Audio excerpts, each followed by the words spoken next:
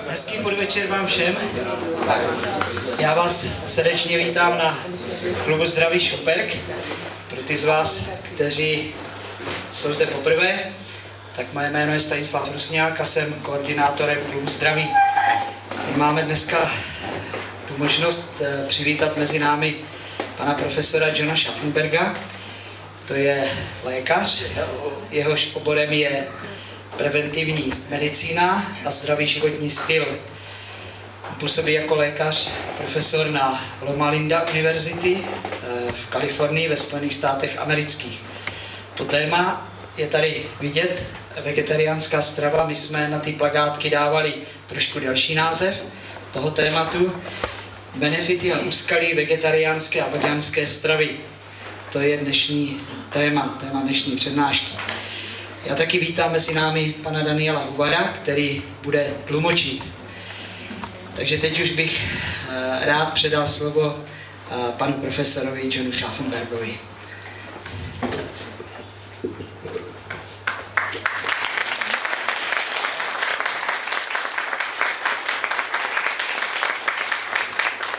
Like to tell you a little bit of news from Loma Linda. Rád bych vám řekl o jedné novince z Loma Lindy. Loma Linda is building a new hospital. Loma Linda buduje novou nemocnici. They have to because of the earthquake laws.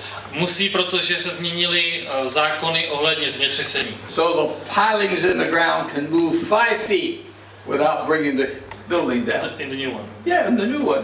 Takže ty pilíře, ty nové budovy se budou moct posouvat o 5 stop, aniž by se zbortila. It's 16 stories high. Bude mít 16 pater.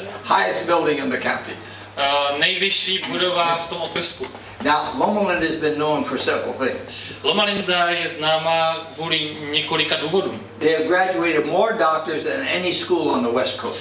Graduje na ní více doktorů každý rok, než na jakékoliv jiné univerzitě na západním pobřeží USA. And then total students graduated more than any university west of the Mississippi. A dokonce je jich více než na jakékoliv univerzitě západně od řeky Mississippi. They're known for the institution that did the first baby heart transplant. Jsou také, Loma Linda je také známá díky prvnímu pokusu transplantovat srdce malému dítěti, nemluvděti. You may have heard of that baby Faye. Možná jste slyšeli to jméno Faye, dítě Faye. Monkey's heart went into the baby. Oni transplantovali opičí srdce. That baby died.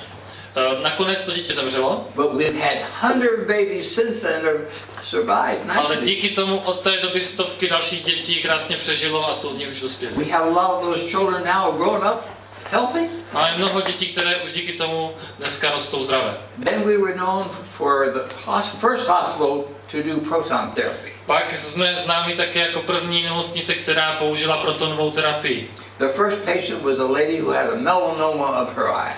Prvním pacientem byla žena, která měla melanom, zhoubný nádor na oku. Usually we take out the eye because it will kill them. Metastasizes to the brain. V takových případech se obvykle muselo odstranit to oko, protože nádor metastazoval do mozku. We treated her with proton. Ale my jsme ji léčili protonovou terapií. She's still alive. A ona je stále naživu. She can read, still has her eye. Stále má své oko a může číst. No cancer. A nemá žádnou rakovinu. Most of our proton therapy now, 2/3 of the cases are men with prostate problem, cancer. Nyní 2/3 z těch pacientů, kteří využívají protonovou terapii, jsou muži, kteří trpí rakovinou prostaty. The third thing we're known for, and I think is the most important, is studying lifestyle. A třetí, a myslím si, že také osobně nejdůležitější věc, díky které jsme světoznámí, je výzkum v oblasti životního stylu. Since this is a religious school, Loma University, jelikož tuto univerzitu zřizuje církev, they study Seventh-day Adventists. tak oni všichni studují adventisty 7. dne. They make a good scientific group to study. Tito adventisté jsou velice dobrá skupina pro studium. Because nobody smokes or drinks alcohol. Protože nikdo z nich nekouří a nepije alkohol. So you didn't have to have even amount of both groups. Takže nemusíte potom řešit to, aby to proporčně sedělo na každé straně, že stejně všichni pijí alkohol a stejně všichni kouří. Now, exercise could make a difference, Samozřejmě trochu může dát rozdíl cvičení nebo pohyb, but nobody's exercising. ale stejně nikdo necvičí. So that's no different. Takže to tak velký rozdíl není. But the thing that makes the difference is the diet. Ale to, co dělá opravdu rozdíl, je strava. Half are vegetarians, half are not. Takže oni rozdělili ty adventisty 7. dne na půl na vegetariány a na ty, kteří vegetariáni nejsou. So it's an ideal group to study scientifically. Tedy vědecky je to ideální skupina pro studium. Okay. Another thing, they're at low risk of heart disease. Dále je mezi těmito lidmi je velice nízká pravděpodobnost onemocnění srdce. When you're studying a low risk group, you're apt to find many more things that you wouldn't find if you had a lot of people with Když those můžete takovouto skupinu studovat, která má velmi nízké riziko srdečních onemocnění, potom v tu chvíli přijdete na mnoho dalších jiných faktorů, které byste přehlédli, kdybyste se museli vypořádat právě s tímto vysokým rizikem. So we found the first of a lot of things. We were the first ones to find that nuts cut down heart attack, for example. Takže jsme díky tomu zjistili jako první mnoho věcí, například, že pro prevenci zástavy srdce jsou dobré ořechy. And the National Institute of Health gave us a lot of money. A Národní institut pro zdraví nám sype hodně peněz. We've had at least $18 million from the government to do research. Už jsme na výzkum dostali od vlády $18 milionů. Now, the most exciting thing that recently happened. Ale ta taková nejzajímavější věc, která se nedávno stala, In the year 2015, se odehrála v roce 2015. some nutritional panels told the government that the vegetarian diet was the optimum diet. Stalo se, že skupina nutričních poradců, nějaká rada, poradila vládě, že vegetariánská strava je ta optimální, kterou má vláda doporučovat. Now, these doctors were not vegetarians. Tito doktoři nejsou vegetariáni. Then why did they say this? Proč to tady řekli? The evidence was so strong scientifically, they had to tell everybody. Vědecky jsou ty důkazy tak neprůstřelné, že to museli prostě říct. So we're going to go through some of the reasons tonight. A tak my chceme dnes projít některé z těch důvodů. Okay. I've been a professor there for over 60 years. Profesorem jsem na této univerzitě přes 60 let. I'm meeting doctors there whose grandparents I taught. A potkávám tam doktory, jejichž prarodiči jsem vyučoval. I plan to retire when I'm 100. Až mi bude 100, tak plánuju jít do důchodu. I only have a few years to go. Mám už jenom pár let. And when I'm 100, I'll come back and see you again. A až mi bude 100, tak přijdu a podívám se na vás znovu. Well, let's look at a few of these slides. Podívejme se na několik z těch slajdů na prezentaci. The standard practice in medicine has to be some evidence for what we're doing. We're talking about evidence-backed medicine. Ve 21. století, když se bavíme o medicíně, tak potřebujeme nějaké důkazy. The vegetarian diet now is considered evidence. A na základě důkazu je právě vegetariánská strava takto doporučována. So it's used for treating a lot of conditions. Je používána k léčení mnoha nemocí. Now, in 2009, V roce 2009 the American Academy of Nutrition Americká akademie výživy came out with a report, which they do every 5 years, přišla se zprávou, kterou vydávají každých 5 let. on the scientific basis for the vegetarian diet. Ohledně vědeckých podkladů ve prospěch vegetariánské stravy. Now, the research started in Central America. Ten výzkum započal ve Střední Americe. We had little babies that were protein, calorie malnourished. Kde se nacházely děti, které byly z ohledu proteinu, bílkovin a celkové kalorií podvyživené. Milk would have cured the problem. Mléko by ten problém vyřešilo, but for those people it was too expensive. Ale pro tyto lidi bylo mléko velice drahé. So Dr. Nevin Scrimshaw went down there, organized a program to mix different plant foods together to cure the problem. Tak jeden z našich doktorů šel na to místo a vlastně se skládal program z rostlinné stravy tak, aby mohl ten problém řešit. Then in the US, the heart disease became a big problem. Poté ve Spojených státech se z onemocnění srdce stal velký problém. And the research on that was intertwined with vegetarian diet. Interwoven with the vegetarian diet. A vlastně ten výzkum It was part of the research. A potom probíhal výzkum, jak se s tímto vypořádat, a vegetariánská strava byla součástí toho výzkumu. Now, President Roosevelt died of a stroke in 1945. V roce 1945 prezident Roosevelt zemřel na mozkovou příhodu. He had an admiral, a big person in the Navy, as his doctor. A on měl jednoho admirála, velmi vysoce postaveného člověka v armádě jako osobního doktora. He was the ear, nose and throat specialist. Ear, nose and throat. On byl specialista na orl. He took his blood pressure only once. Jen jednou si změřil svůj krevní tlak. It was 300. Bylo 300. He says a little high, but normal for your age. A ten doktor mu říká, je to trošku vyšší hodnota, ale na tvůj věk v pohodě. His daughter didn't think he was getting good treatment. Jeho dcera si myslela, že plně nedostává vhodnou léčbu. So she asked for somebody else to see him. Tak prosila někoho jiného, aby se šel na jeho otce podívat. So a young man, 45 years of age, internist saw him. Tak přišel jeden internista, 45letý člověk. He told him maybe he shouldn't be smoking. A ten mu řekl, víte co, možná byste neměl kouřit. But that's all we knew to tell. We didn't know anything. To je všechno, co jsme tehdy věděli. Nic jiného jsme nevěděli. So when he died with his stroke, když tedy zemřel na mozkovou příhodu, all his medical records were in a vault. In a vault that keeps all. You can't get into without a key. A takže všechny jeho zdravotní záznamy byly uzavřeny. And only 3 people had the key. Jenom 3 lidé se k ním mohli dostat. 3 days later, his records disappeared. A o 3 dny později se záznamy o jeho nemocech ztratily. We think the doctor got rid of him because it would prove how bad he had taken care of it. Myslíme si, že ten doktor se jich zbavil, protože to byl důkaz toho, jak špatně se o něj staral. But then Truman, his vice president, became president. Ale jeho viceprezident Truman se potom stal prezidentem.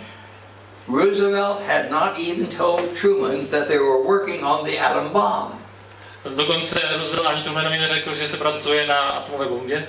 After he became president, he had to decide whether he's going to drop the bomb on Japan or not. A Truman se potom musel zničení rozhodnout, jestli hodí na japonskou bomby nebo ne. They dropped 2 bombs. Nakonec hodil 2. The Japanese didn't know we had only 2. A Japonsko nevědělo, že jich víc ani nemáme. So they gave up right away. Tak se hned potom vzdali. They afraid we were going to do a lot more. We didn't have any more. Oni si mysleli, že bychom udělali něco horšího, ale my jsme nic dalšího neměli.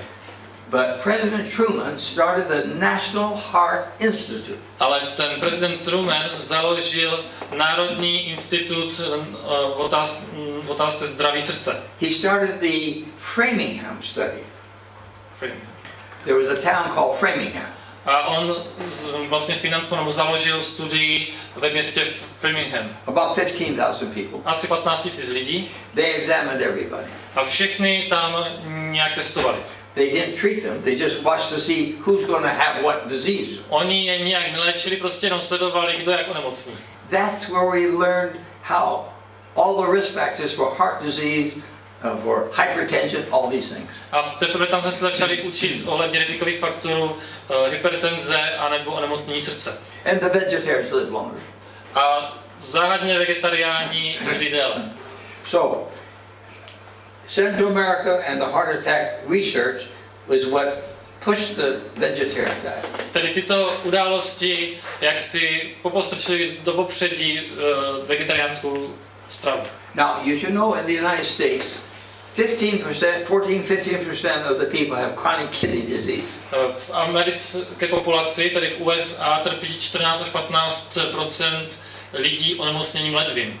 Chronickým. Now, 90% do not know they have the problem. 90% z těchto lidí ani neví, že nějaký problém mají. People don't know they have the problem because the doctor hasn't told them. Neví to, protože jim to doktor neřekne. The doctor doesn't know it because the blood creatinine level is not Doktor to up. neví, protože dokud kreatin není vyšší, není ve vyšší hladině v krvi, tak nic neví. that doesn't go up to one of the last stages of the disease. Ale kreatin stoupne v krvi až v jedné z posledních fází té nemoci.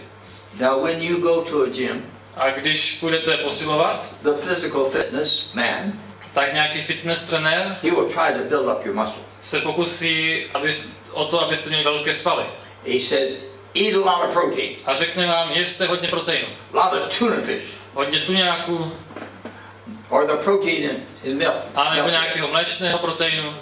He doesn't know anything about your kidneys. Problém je, že neví vůbec nic o vašich ledvinách. The kidney specialists say Specialisté v oblasti ledvin vám řeknou, we can lower kidney deaths by 32% if they had less protein in the early stages of the mohli disease. bychom snížit o 1/3 úmrtnost lidí na onemocnění ledvin, pokud by jednoduše ti lidé měli stravu, která bude obsahovat méně proteinu. That's an advantage of the vegetarian diet. A to je jen tak mimochodem jedna z výhod vegetariánské stravy. Lower protein in the diet than the general diet. Méně, ne tak vysoký poměr proteinu oproti normální obecné stravě.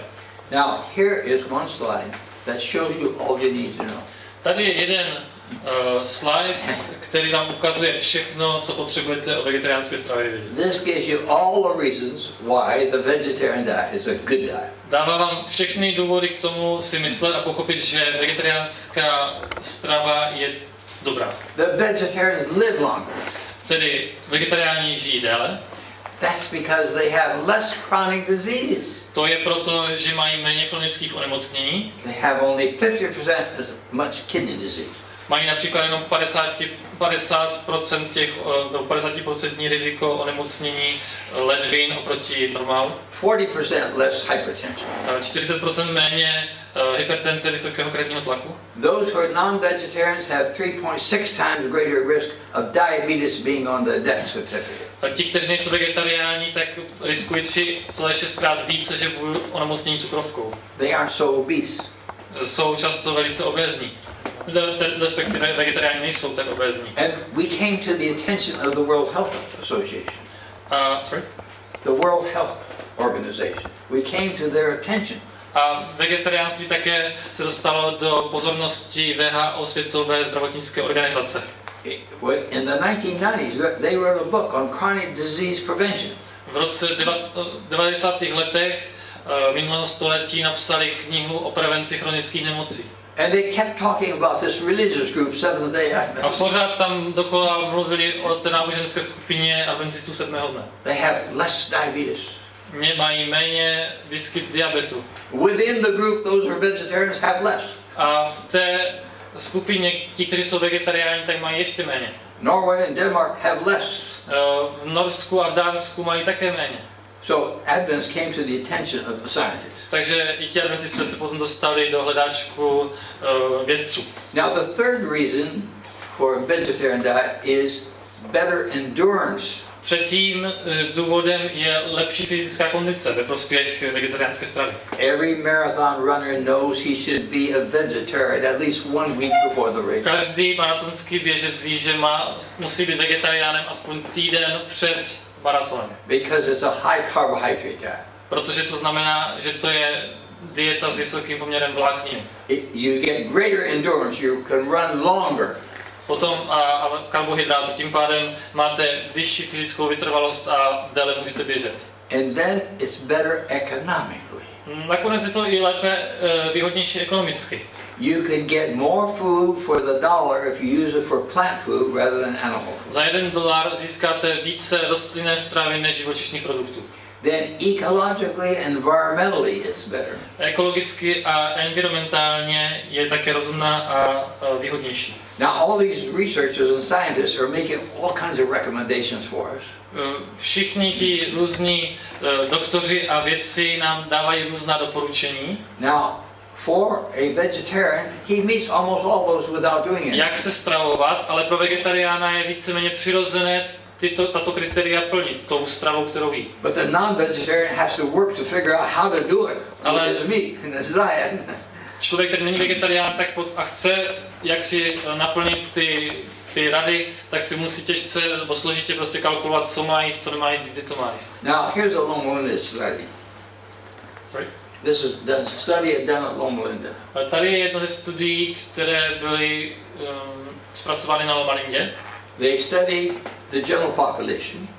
Studovali obecně populaci For the men in the general population. v Kalifornii a u mužů v té obecné populaci 19.5% of those men lived to be 85 or older. 19,5% mužů se dožilo od věku 85 a více let. But for the vegetarian men, it's 48.6%. Ale u adventistů mužů vegetariánů to bylo skoro 50%, 48,6%. Tremendous difference. Obrovský rozdíl. Now the women live longer than the men. Ženy se dožívají vyššího věku obecně než muži.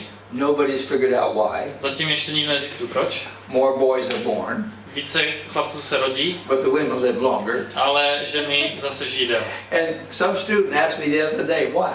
A jeden ze studentů se mě ptal, proč? I looked it up and researched it in the science and nobody has the answer. Snažil jsem se to najít někde ve vědeckých zdrojích a nikdy jsem nenašel žádný důvod. But the women live longer than the men. Ale obecně prostě ženy se dožívají do vyššího věku. So in California, 39.3% of the women live to be 85 or older. V Kalifornii tedy skoro 40% žen se obecně dožívá roku 85 a výš. But the Adventist vegetarian women, it was 60.1%. Ale ty adventistky, ženy vegetariánky se dožívaly v 60% vyššího věku nebo 85 let. Now, this is very important news.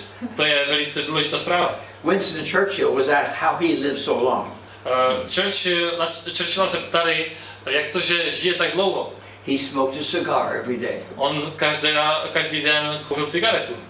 All his friends who smoked cigar were already dead. Všichni jeho přátelé, kteří kouřili cigarety, už byli dávno mrtví. So if just one person lives a long time, it doesn't mean anything scientific. Jen tak mimochodem, že jedna osoba z těch všech přežije, ještě nic vědecky neznamená. But here's a large study with a whole group of people. Ale tady je studie na obrovské skupině lidí, která něco dokazuje. Now, Dr. Gary Fraser was the leader of this study. Dr. Gary Fraser vedl tuto studii. He's a New Zealand doctor. Je to člověk z Nového Zélandu. He's a cardiologist. Kardiolog. He went to Oxford on a leave of absence from Vermont for 1 year. Znovu šel potom na Oxford na rok. And he wanted to study statistically how do you present the data you get. A chtěl studovat, jak statisticky prezentovat data, která získáte z těch studií. And he learned ways to do it where it was very much better. A naučil se způsob, který byl o mnoho lepší než ten, který znal. So this is kind of exciting when you look large numbers of people, not just a few. Takže a potom z toho vyšla tato studie a vlastně je zajímavé sledovat obrovské množství lidí, nejenom několik. No other group has been studied as well as the Seventh-day Adventist group. Žádná jiná skupina nebyla takto studována jako adventisté sedmého dne. Now, a lot of other places where they live a long time, they haven't done much study. Sorry?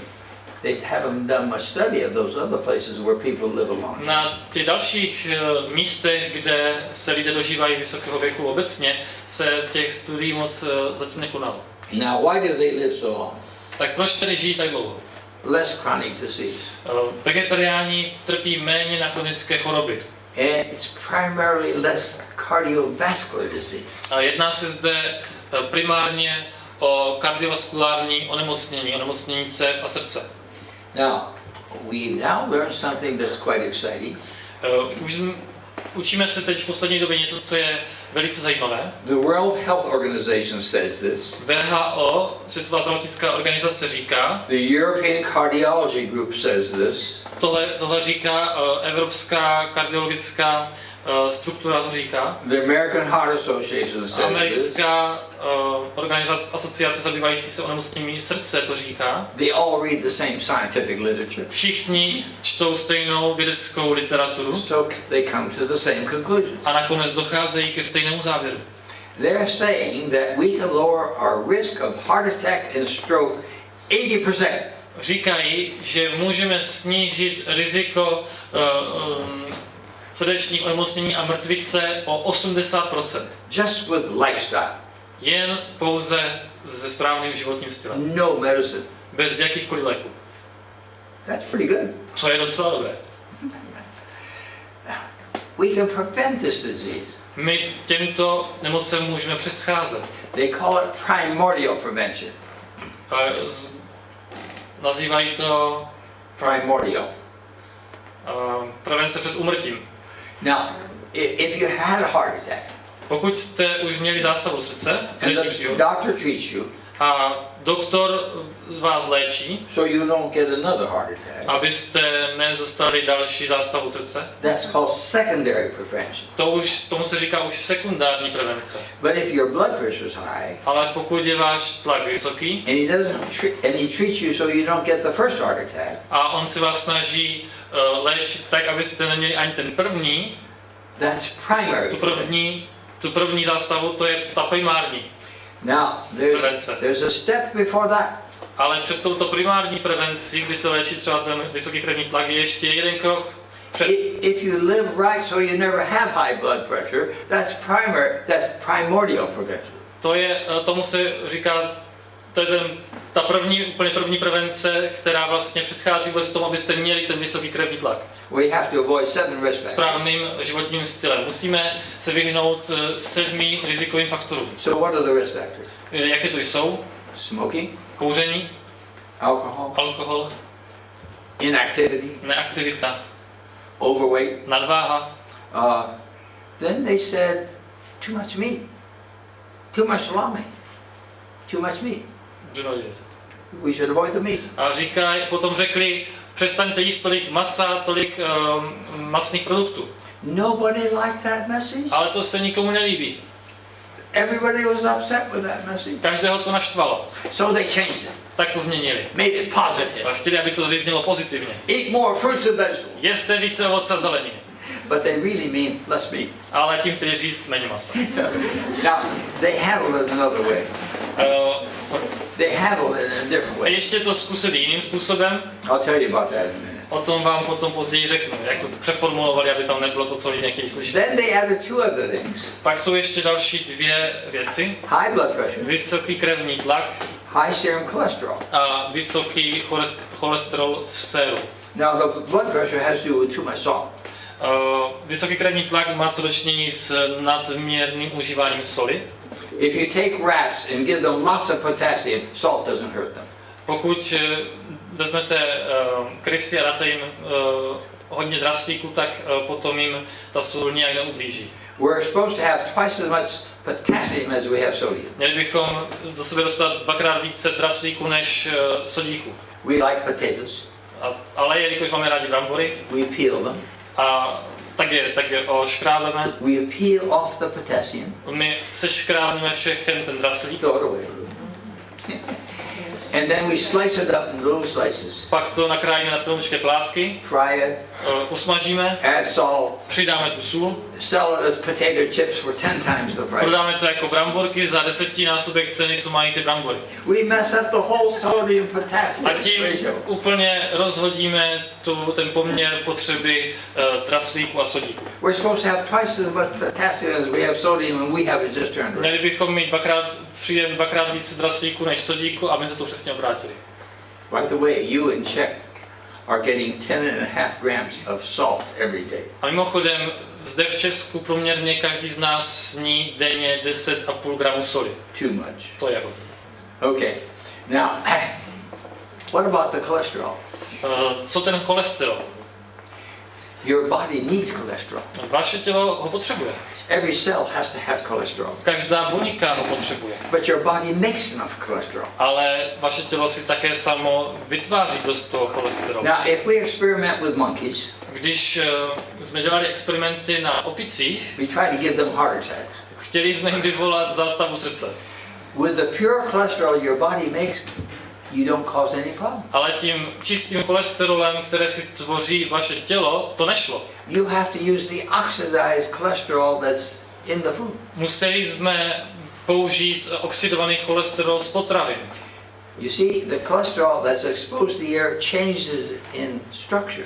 Cholesterol, který se oxiduje, je vystaven oxidaci vzduchu, tak vlastně mění svou strukturu. it's oxidized. a tím pádem oxidovat. Now, if you like to drink milk, Pokud rádi pijete mléko, I například, can tell you how to get it without any oxidizing. tak vám můžu poradit, jak ho získat bez jakékoliv oxidace. You go out to the barn, Běžte na pastvu, you get under the cow, lehněte si pod krávu and you get the milk before it's exposed to the air. a pak si dejte to mlíko předtím, než může být vůbec vystaveno tomu vzduchu. Now, you know, if you do the first 5 things, you're not apt to have high blood pressure or high cholesterol. Pokud ale vlastně plníte těch prvních 5, nebo vystříháte se těch prvních 5 rizikových faktorů, tak potom vám nehrozí vysoký cholesterol. So those first 5 things are the most Takže important. těch prvních 5 je vlastně nejdůležitější. You must know that Americans, 25 million, are taking pills to lower their blood cholesterol. 25 milionů Američanů berou statiny na snižování cholesterolu v krvi. And we've just discovered that for 93% of the people, they don't live any longer if they take it. A akorát jsme nedávno zjistili, že 93% z těch 25 milionů to vůbec nějak nepomáhá a nikdo z nich nežije déle, než ti, co to nevyužívají. Because they don't have heart disease. Protože v tu chvíli sice mají vysoký cholesterol, ale nemají nějaké onemocnění srdce. The people who have heart disease, the medicine really helps them live. They live 8 years longer. Ta pilulka pomáhá jenom těm, kteří už mají nějakou vadu srdce nebo nějaké onemocnění srdce.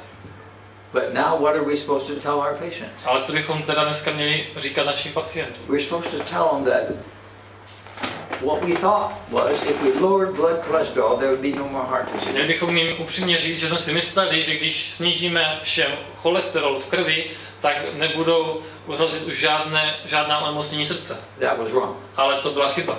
Now we should tell them what can really benefit them. Měli bychom jim říct, co jim opravdu pomůže. Lifestyle. To je změna životního stylu. Don't smoke.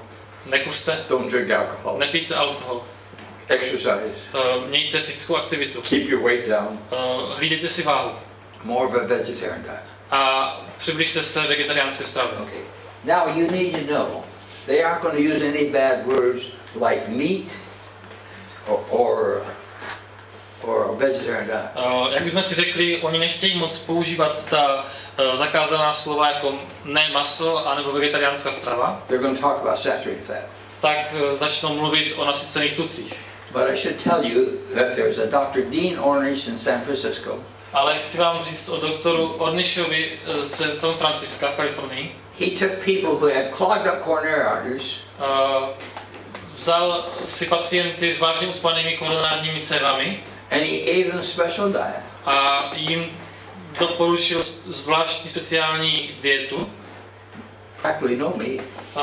Prakticky to znamenalo žádné maso, Only 12 milligrams of cholesterol. pouze 12 mg cholesterolu, That would be like 2 cups of non-fat milk a day, and that's all. což je ekvivalent ke 2 sklenicím neodtučněného mléka. 1 year later, A o rok později he checked their arteries. zkontroloval tyto jejich koronární cévy 82% had a reversal, but arteries were opening up. a u 82% z nich se jim ty cévy začaly otvírat. So when Clinton had a heart problem, Takže když měl prezident Clinton problém se srdcem, he called Dr. Dean Ornish in San Francisco. zavolal do San Francisca doktoru Deanu Ornishovi. And now Clinton is a vegan. A jenom mimochodem dneska je Clinton vegan. Now, what Ornish did, he delivered the food to everybody's home on this program. He delivered the food there. Ten doktor Ornish to udělal tak, že každému z těch pacientů dovážel to jídlo až domů. Přesně jakoby podle toho programu. But this was the first excellent study that showed you could reverse atherosclerosis. Ale to byla první studie, která krásně ukázala na to, že je možné zvrátit aterosklerózu. Now we can reverse diabetes, type 2 diabetes also. Dokonce dneska můžeme takto zvrátit i diabetes druhého typu. Now let's look at saturated fat. Podívejme se na ty nasycené tuky. The American Heart Association says you should have no more than 6% of your calories from saturated fat. Americká asociace srdečních onemocnění říká, že byste neměli přijímat více než 12% ze svých celkových denních kalorií z toho nasyceného tuku. On 2000 calories a day, that means 13 grams. Když sníte za den 2000, nebo se dostanete 2000 kalorií, tak to znamená 13 gramů maximálně nasyceného tuku. Now, they aren't going to use any bad words to upset the people. Jak jsme si řekli, nepoužívají žádná zakázaná slova, která by naštvala lidi. They're not going to talk about meat. Nebudou v tom doporučení mluvit o mase. They're not going to say vegetarian. Nevyřknou slovní spojení vegetariánská strava. So don't tell anybody. Takže nikomu to neříkejte. But 6% means vegetarian diet. Ale těch 6% znamená vegetariánská strava. But they aren't going to use those words. Ale oni to nepoužijí. They don't want anybody to get upset.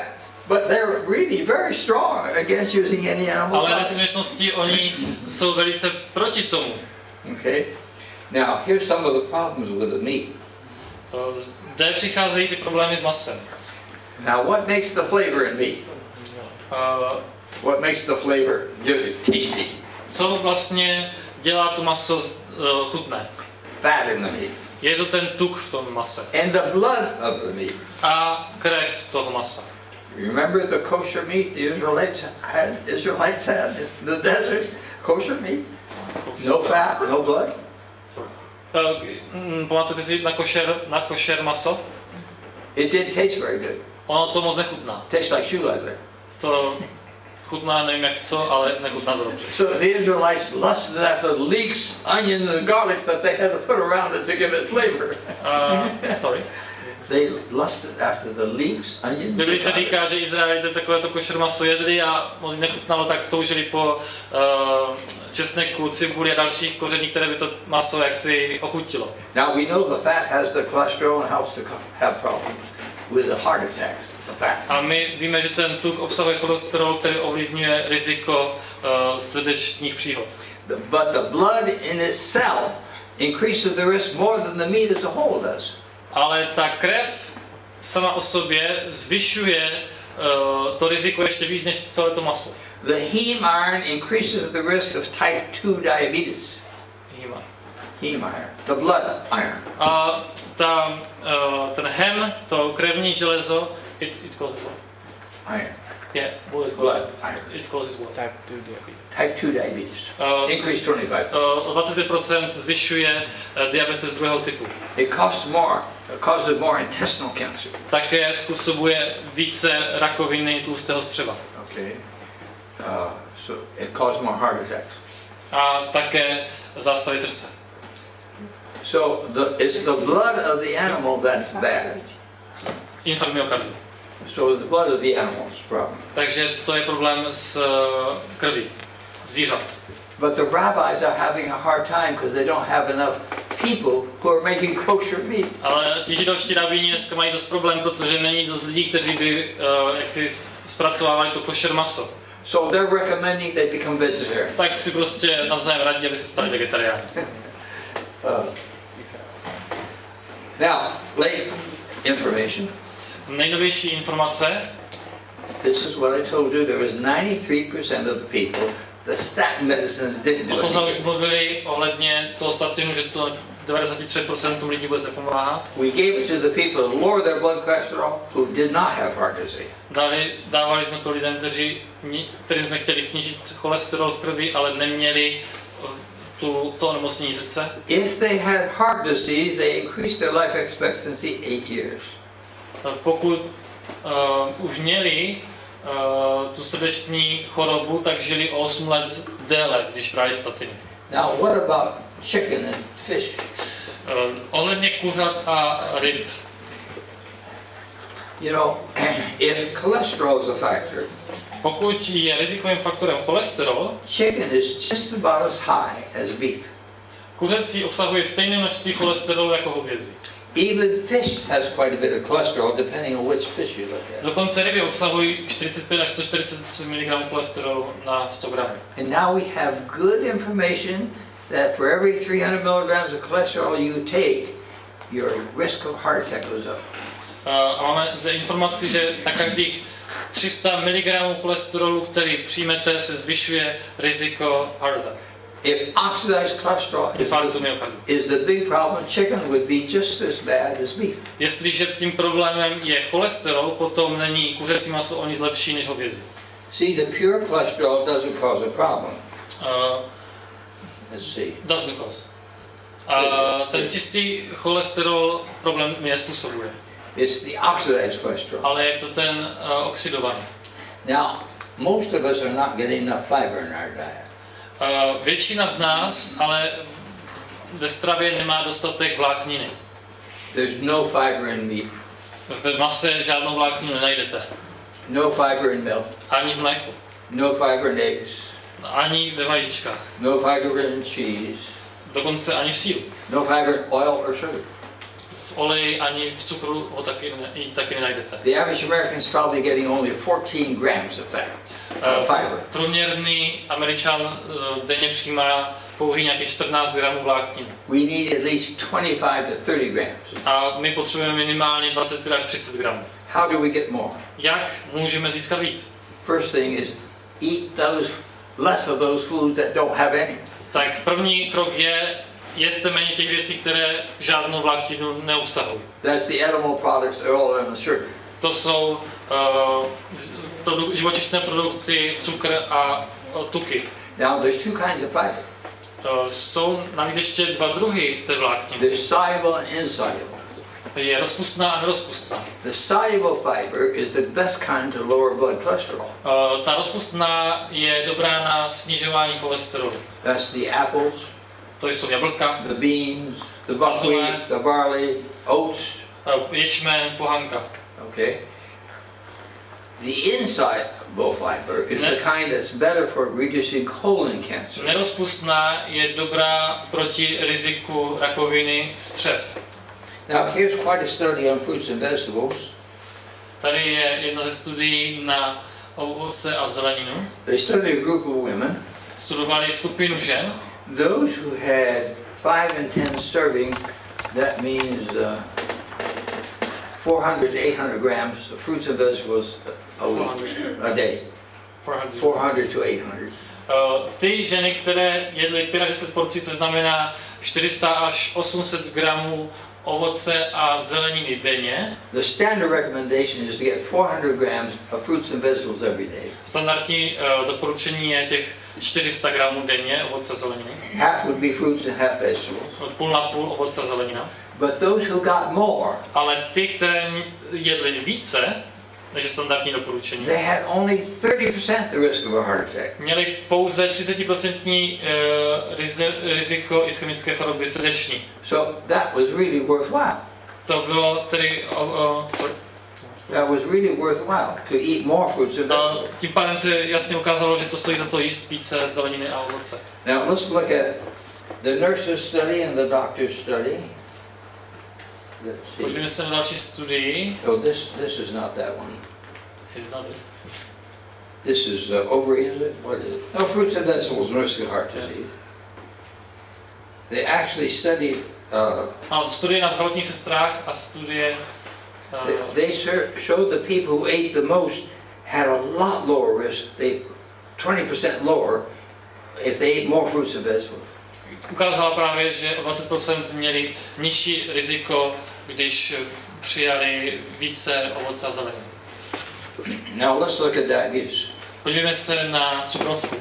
Non-vegetarians have 3.6 times more diabetes on their death certificate. Nevegetariáni mají 3,6krát vyšší riziko onemocnění cukrovkou. And usually this is not due to sugar. A obvykle to není problém příjmu cukru. But the Heart Association has said we should reduce our sugar intake. Ale i ta asociace zabývající se srdečními onemocněními doporučuje snížit příjem cukru. Okay? Because the people, the top consumers of sugar have 2.4 times more heart attack. Ti top konzumenti cukru totiž mají 2,4krát vyšší riziko infarktu. I thought sugar only had to do with tooth decay. Já jsem si kdysi říkal, že cukr je jenom otázka problémů se zuby. Now my son doesn't have any cavities in his teeth. Můj syn nemá žádné kazy v zubech. But he's still young. ale je pořád mladý. He has many years where he can still. Ještě má hodně let před sebou, kdy může nějaký kaz dostat. He's only 71. Je mu jenom 71. I still have all my own teeth. Já mám stále své vlastní zuby. I've lost some teeth, but what I have is my own. Já jsem sice jich pár ztratil, ale ty, co mám, tak jsou moje. You don't have to have cavities in your teeth. Nemusíte mít kazy v zubech. That's something you choose. Je to něco, co se rozhodnete mít. If you want to have it, you can have it. Pokud se rozhodnete, že je chcete, tak je mít můžete. Just eat a lot of sugar between meals and you can get it. Jenom jeste hodně cukru mezi hlavními jídly a dostanete je. But you can keep your own teeth if you want to.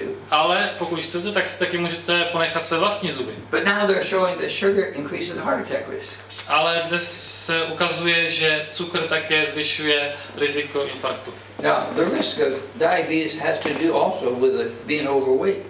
Zpátky ty cukrovce, to riziko se zvyšuje právě i s nadváhou. Now, those people who are not vegetarians but meat users are 2.5 times greater risk of being obese. Who are not vegetarian. Who are not vegetarian. Those who are not vegetarian.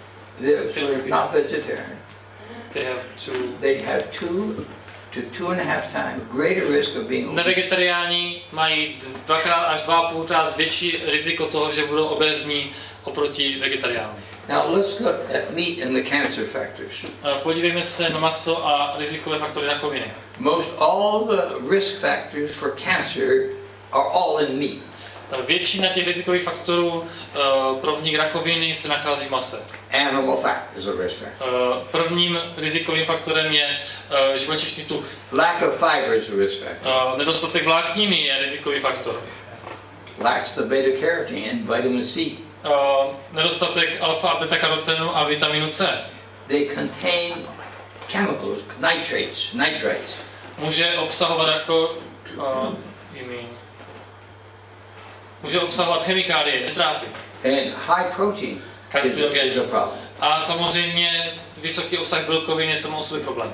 Now let's look at meat and the cancer risk. Pojďme se dále na ty rizikové faktory rakoviny a maso. Meat increases colon cancer risk by 88% and prostate by 54%. Maso zvyšuje o 88% riziko rakoviny střeva a o 54% riziko rakoviny prostaty. It produces 66% higher risk for ovary cancer. O 66% vyšší riziko rakoviny vaječníků. Yeah.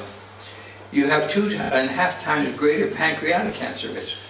2,5krát vyšší riziko rakoviny slinivky. It even increases bladder cancer risk. Dokonce dvojnásobuje, zvyšuje riziko rakoviny krve. Now Rakoviny močového měchýře. Around the world, animal fat correlates with breast cancer risk.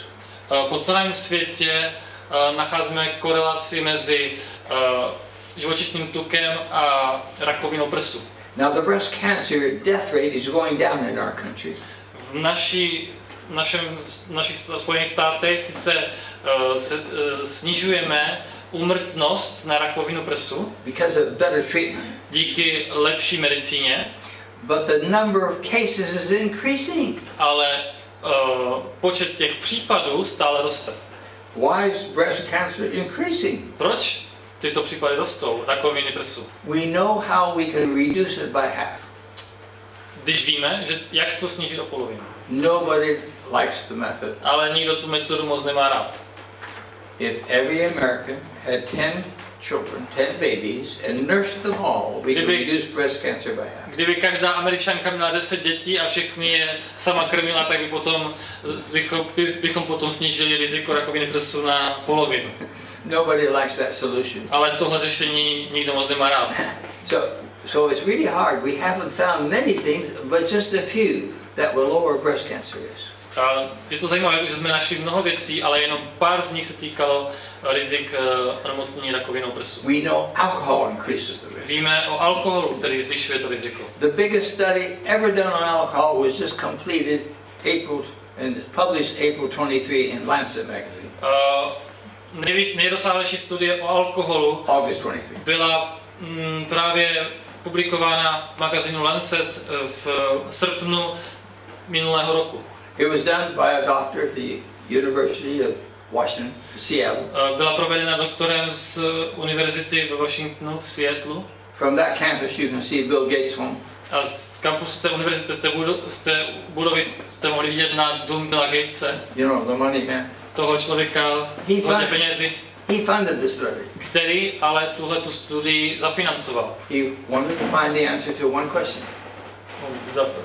The doctor. Ten doktor chtěl zjistit odpověď na jednu otázku. He found the answer. A on tu odpověď našel. He wanted to know how much alcohol is safe to be used. Chtěl vědět, kolik alkoholu je jaké množství alkoholu je bezpečné používání. He found the answer. A zjistil odpověď. 0. Byla to 0.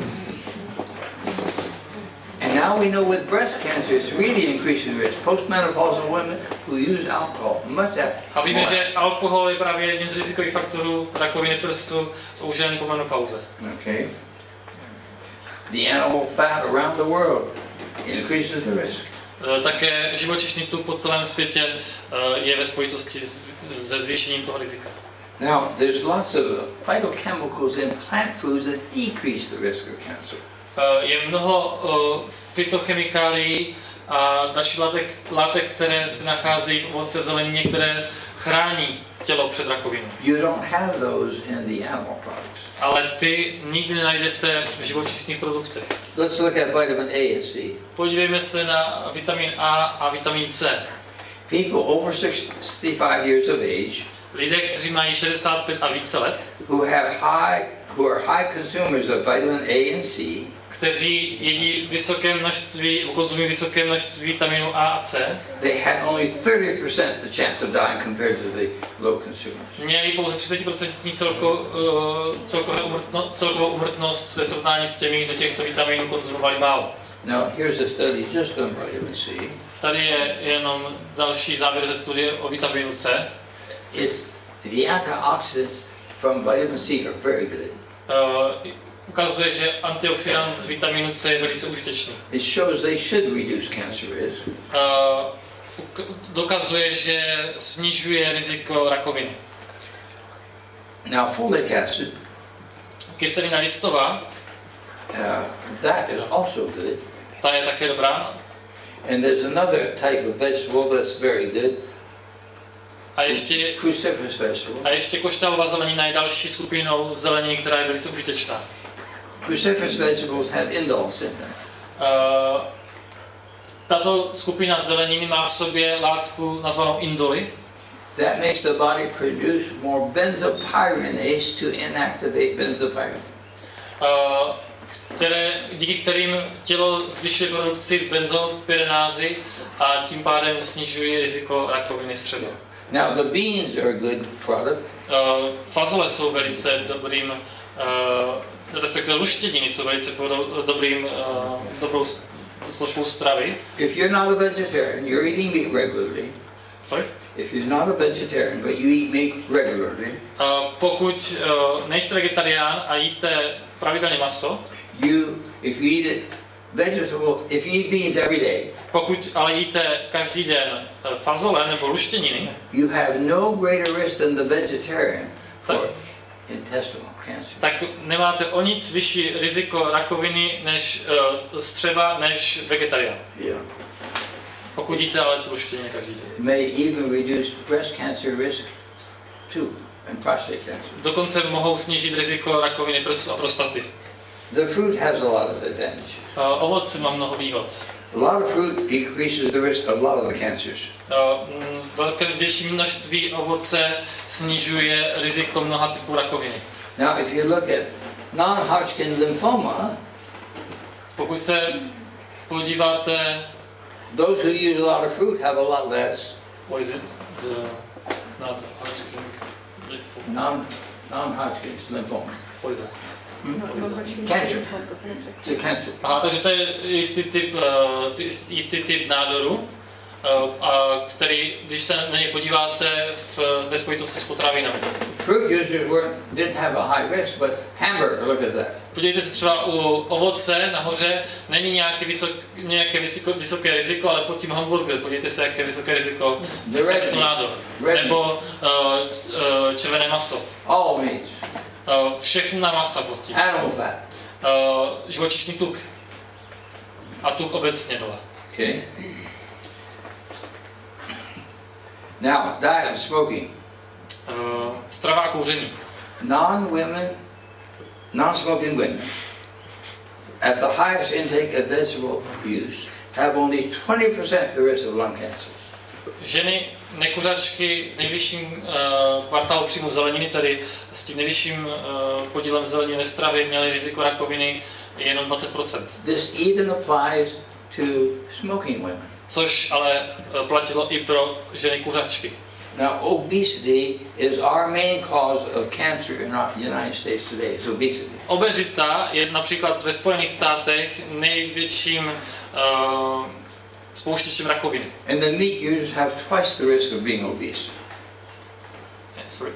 The meat users have twice the A risk of being obese. a nevegetariáni mají riziko obezity, získání obezity 2 až 2,2 krát vyšší. Then we have the problem of bacterial infection. Poté se setkáváme s problémy bakteriální infekce. You've got to cook the meat real hard To maso se musí opravdu dobře uvařit, to kill the salmonella. aby byla zničena salmonella. As long as we're eating meat, we can never get rid of the salmonella problem. Sorry. So we can never get rid of the salmonella problem, the parasite. As long as we eat meat. Dokud budeme konzumovat maso, tak se nikdy nezbavíme problémů se salmonellou. So you got to cook the meat hard. Takže to maso se musí dobře uvařit. But for certain genetic type women, Ale pro některé typy žen geneticky, if you overcook the meat, pokud to maso převaříte, there's 8 times greater risk of breast cancer. tak se zvýší riziko rakoviny prsu 8krát. I still remember that lady in Liberia. Liberia? Pamatuju si pořád na jednu ženu z Liberie. She was on the third row. Byla ve 3. řadě. She said, now you said you should cook the meat well, but now you're saying if you cook it well, you get more breast cancer. A ona mi říká, no tak vy říkáte, že se musí maso uvařit dobře, a teďka mi říkáte, že když ho uvařím až moc dobře, tak dostanu skoro jistě rakovinu prsu. So what should you do?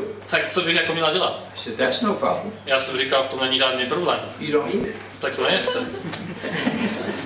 But you see, you do have a problem with this because you got to cook it hard to get rid of the salmonella. Ale if you overcook it, certain genetic type has 8 times greater risk. Přináší to problém, protože pokud to dobře neuvaříte, tak to riskujete salmonelu, pokud to převaříte, tak jisté genetické typy jsou na to velice náchylné a zvyšuje to riziko rakoviny prsu. Now I'm going to get to some of these a little bit faster. Chci některé z těch snímků přeskočit trochu rychleji. Let's get down to the physical part. Podívejme se na fyzickou kondici. Saturated fat slows you down. Polyunsaturated fat speeds you up.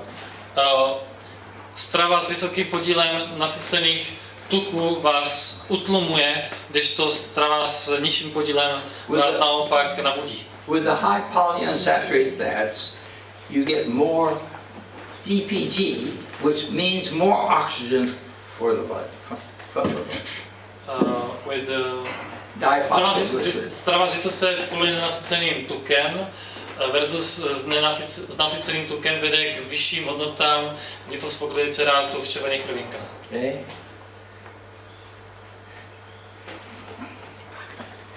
There's greater endurance on a high carbohydrate diet. That's what the vegetarian diet is. Fyzická výdrž je vyšší na vysoce sacharidované stravě, což je strava vegetariánská. Now I want to look at the economics. Chci vám ukázat ještě tu ekonomickou stránku. The Department of Agriculture in the U.S. Did a study many years ago. Před mnoha lety udělalo ministerstvo zemědělství studii v Americe, to see what food groups gave you the most nutrition for the dollar. Aby zjistili, z jakých, které skupiny potravin vám dají za $1 nejvíce výživy. With the vitamin C, it's the oranges, citrus fruit, and tomatoes. Sorry.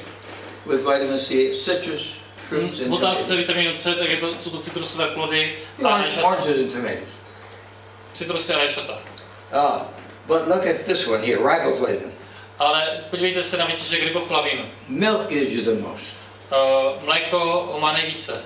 Now what about with protein? A podívejte se na bílkoviny. It's beans and peanuts. To fazole a ořechy. Okay. Ekonomicky. Now what about thiamine? Thiamin. The best buy for the dollar is which one? Nejlepší nákup za dolar se vyplatí u jaké potraviny? Potatoes and Brambory a grains. obiloviny. Okay. And what about niacin? A co niacin? That's beans and peanuts. To jsou fazole a ořechy. What about vitamin A? Vitamin A. It's the vegetables, leafy greens. Je to zelenina, žlutá a zelené listy. What about the calcium? Vápník. Milk gives you the most. U vápníku je to mléko. What about iron? U železa. That's the beans and peanuts. Fazole a ořechy. So I put this all together. Takže když to všechno dáte dokupy, to see which group does the best for everything. Abyste viděli, která skupina nejlépe vychází ze všeho. So the best buys for the dollar are potatoes and grains. Nakonec z toho všeho vychází nejlépe brambory a obiloviny. Then beans and peanuts. Potom fazole a ořechy. And then the green yellow vegetables. Potom zelená a žlutá zelenina. Those are the four major groups give us the most nutrients To for the jsou dollar. 4 největší skupiny, které vám dají za $1 nejvíce živin. Now what gives us the poorest? Jak to vychází, ale opačně, nejhorší koupit za $1. Sugar doesn't have any nutrition. Je to cukr, ten nemá v sobě žádnou výživu. So that's down at the bottom. Sorry? That's clear. Proto je úplně jasně na dně. But what really shocked me was just above that was the meat and fish category. Ale co mě fakt šokovalo, že hned nad tím se nachází maso a ryby. It's not because there's no good nutrition in the meat. Není to o tom, že by v tom mase a rybách nebyly žádné dobré výživné látky. It's just the cost of it is too high. Ale bavíme se o nákladech. Ty náklady jsou velice vysoké. So economically, the best buys for the dollar are those plant foods. Takže ekonomicky se nejvíce vyplatí rostlinná strava. Now let's look at all these dietary recommendations. Podívejme se teda na všechna ta stravovací doporučení vědců. Lower your cholesterol in the diet. Snižte Lower your příjem cholesterolu a fat. nasycených tuků. Increase the fiber. Jeste více vláknin ve stravě. Increase complex carbohydrates. Vyšší příjem komplexních sacharidů. That means no sugar. To znamená žádný cukr No white flour. a žádná bílá mouka. Okay. Increase or lower the animal fat intake. Snižte příjem živočišného tuku. Get more phytochemicals. Získávajte více fytochemikálií ve stravě. That means plant foods. Sorry? It means plant foods. To znamená rostlinná strava opět. Get more antioxidant nutrients. Více antioxidativních živin. Get more essential fatty acids comes from plants. Dostatek více esenciálních mastných kyselin. Don't get too much protein. A nejeste příliš mnoho proteinu.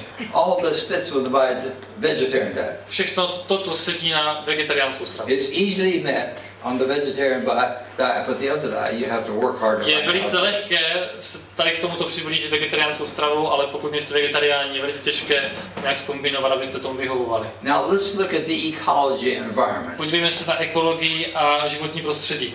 The animals are poor converters of calories. Zvířata jsou špatnými konvertory kalorií a proteinů. We have too many people to feed. Máme až moc lidí, které musíme nakrmit. We don't have enough ground. Ale nemáme dostatek půdy.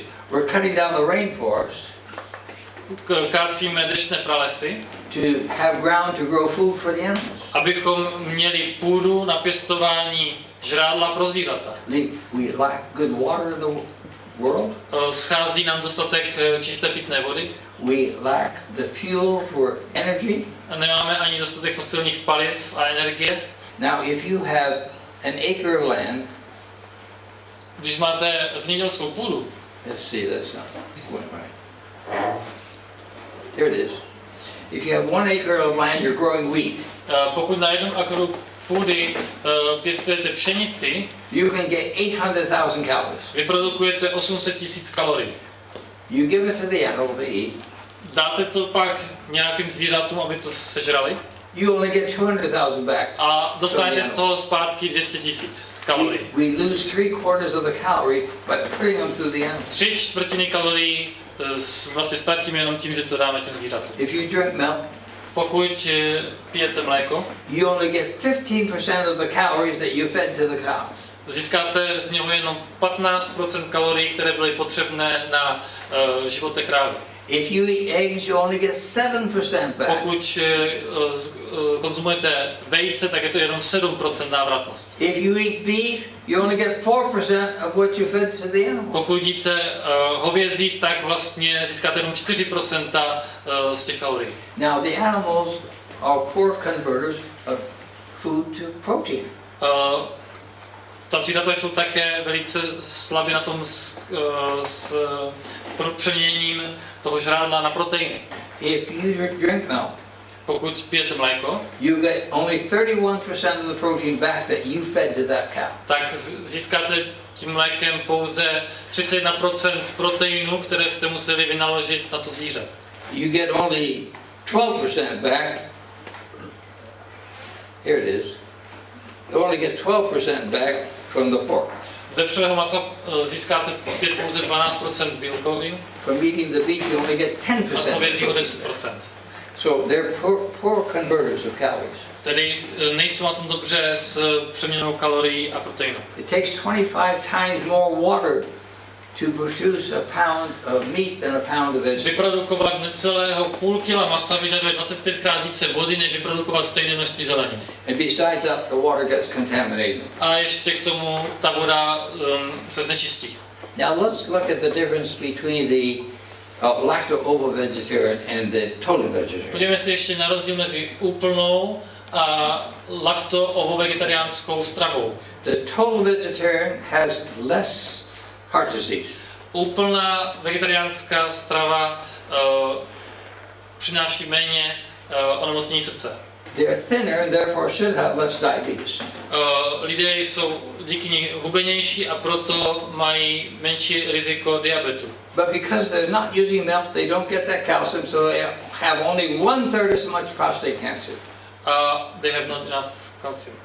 They don't have much calcium, which is good. That's why they have only 1/3. Jelikož nepijí mléko, tito lidé, tak vlastně nemají přemíru kalcia, což how much does it lower?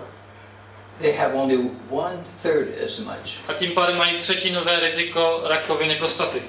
The total vegetarian has less breast cancer, cervical cancer, and ovary cancer. Mají méně rakoviny prsu, vaječníku a děložního čípku. Now let's look at this slide. Podívejme se na tento snímek. If here in the general population, you look at everybody who had heart attack. Když se podíváte na obecnou populaci a vidíte tam všechny, kteří mají infarkt, That means the smokers and drinkers are in that group. to je skupina lidí, kteří kouří a pijí a nežijí zdravě. You take them out of it, you have Seventh Day Adventists left. Pokud ty to odstraníte a zůstanou vám tam ti adventisté 7. dne, Without the smokers or the drinking, you have only 60% as much. potom bez toho kouření a pití alkoholu, ale když nejsou vegetariáni, tak se to sníží na 56%. But if you take the meat out, make vegetarians, you'll have only 39%. Odstraníte ale maso, tak je to už pouze 39%. But if you are total vegetarian, no milk and egg, you have only 14% as much heart. Ale pokud ta skupina je úplně vegetariánská, tak má pouze 14% výskyt. So now what more differences can we show between the total vegetarian who doesn't use milk and eggs and the lacto-ovo-vegetarian? Takže se vlastně díváme na rozdíl mezi úplnou vegetariánskou stravou a lakto-ovo-vegetariánskou stravou, která obsahuje živočišné mléčné produkty a vejce. The total vegetarian doesn't use milk and eggs has a greater risk for colon cancer because calcium helps to reduce the risk of colon cancer, rectal cancer. Ti úplně vegetariáni mají o něco vyšší riziko rakovinu colon cancer. And breast? Rectal. Rectal. Mají o něco vyšší riziko rakoviny konečníků, protože nemají tak vysokou hladinu kalcia, tím, které vlastně tomuto brání. Now the Epic Oxford study in Great Britain Ve Velké Británii na Oxfordu proběhla studie, showed that the fracture risk for total vegetarians was 37% higher. Can you show it on the screen? U veganů je o 37% více zlomenin. Okay. pokud nekonzumují alespoň 525 mg vápníku. But if they got 525 milligrams of calcium, Pokud ale dostanou do sebe tento vápník, there was no higher risk. tak žádné zvýšené riziko neexistuje. So if you don't use any dairy products, how much calcium do you get? Pokud teda nekonzumujete žádné mléčné výrobky, kolik kalcia získáte? In Poland, they did good studies. V Polsku na to dělali dobré výzkumy. And they say if you don't use any dairy product, you still get 250 milligrams of calcium every day. A řekli, i když neužíváte žádné mléčné výrobky, tak získáte přibližně polovinu z těch 525 mg, zhruba 250. So if you use some form of plant milk substitute, Ale když si tomu dáte ještě nějaké rostlinné mléko, that's been enriched with calcium, which most of them are, obohacené o kalcium, což většina z nich je, you would get 550 milligrams. tak s jednou skleničkou toho mléka máte 550 mg kalcia.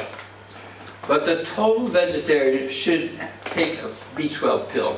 Ale úplně vegetariáni by měli užívat doplněk stravy B12, vitamin B12. Now in 2015, they stated that the vegetarian diet was a good diet. Jenom tady mám ještě, že z roku 2015 americká výživová organizace doporučila vegetariánskou stravu jako tu optimální. But there's difference in types of vegetarian. Ale jsou různé typy vegetariánů jako lidí. The vegetarians of Great Britain in the Epic Oxford study, V té oxfordské studii vegetariáni ve Velké Británii they were not vegetarians for health reasons. nebyli vegetariány z důvodu zdravotních. They just didn't want to kill animals. Jenom prostě z morální nechtěli zabíjet zvířata. The vegetarians in California were more vegetarians for health reasons. Oproti ním právě vegetariáni v té Kalifornii byli spíše vegetariány ze zdravotních důvodů. So if they're vegetarians for health reasons, they were getting 20 more grams of fiber every day. Tím pádem ti vegetariáni ze zdravotních důvodů konzumovali denně o 20 gramů vlákniny více. They were getting 100 milligrams more vitamin C every O day. 100 miligramů vitamínu C více než ti, kteří nejsou vegetariány ze zdravotních důvodů. Okay. Now, if you're a total vegetarian, no milk or eggs, Pokud jste opravdu úplnými vegetariány bez mléčných výrobků a vajec, you need to take a B12 tablet. musíte brát doplněk stravy vitamin B12. Roman Pollack just wrote a book on vitamin B12. He's a PhD in nutrition. Jeden profesor výživy Polák?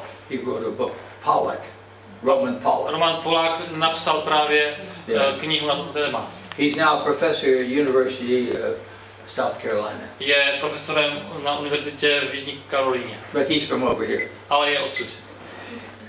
And his book, we learned a couple of things from it. Z jeho knihy jsme se naučili několik věcí. There's more people deficient in B12 than we ever thought. Je více lidí, než jsme si kdy mysleli, deficitních v otázce vitaminu B12. Secondly, we learned you need to take B12 in a higher dose than we used to think. Také nám ukazuje, že B12 musíme brát ve vyšších dávkách, než jsme si mysleli. Now there's two ways the B12 can be absorbed. A jsou dva způsoby, jak může být B12 absorbováno do těla. You make intrinsic factor in your stomach. Máte takzvaný vnitřní faktor ve svém žaludku. And it goes to the small intestine where it hooks up with B12 so you can Je absorb. to enzym, který se dostane potom do tenkého střeva, kde se vlastně smíchá s B12 a pomůže ho vstřebat. But you can't get enough for your body in just that one meal. There's a limit in how much can be absorbed. Ale je to limitované a to samo o sobě u každého jídla nestačí.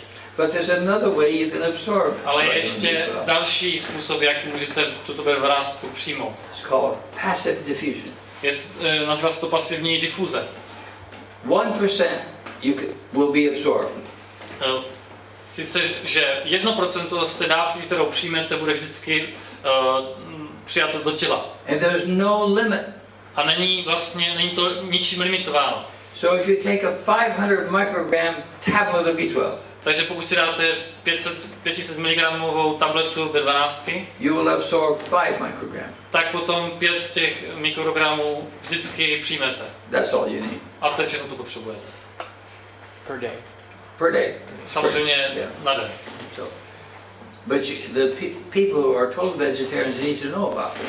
Ale lidé vegetariáni by to měli vidět. Now, when you get past 50 years of age, Pokud je vám přes 50, you may not be making that intrinsic factor anymore. už se vám v žaludku nemusí tvořit dostatečné množství toho vnitřního faktoru, So even if you're eating meat, getting plenty of B12, you're not absorbing it. tak i když jíte maso a v něm spoustu vitamínu B12, tak to nemusíte vstřebávat. So many people in the general population over 50 need to be taking B12. A tak mnoho lidí v obecné populaci nad 50 let potřebuje doplněk stravy ve formě B12.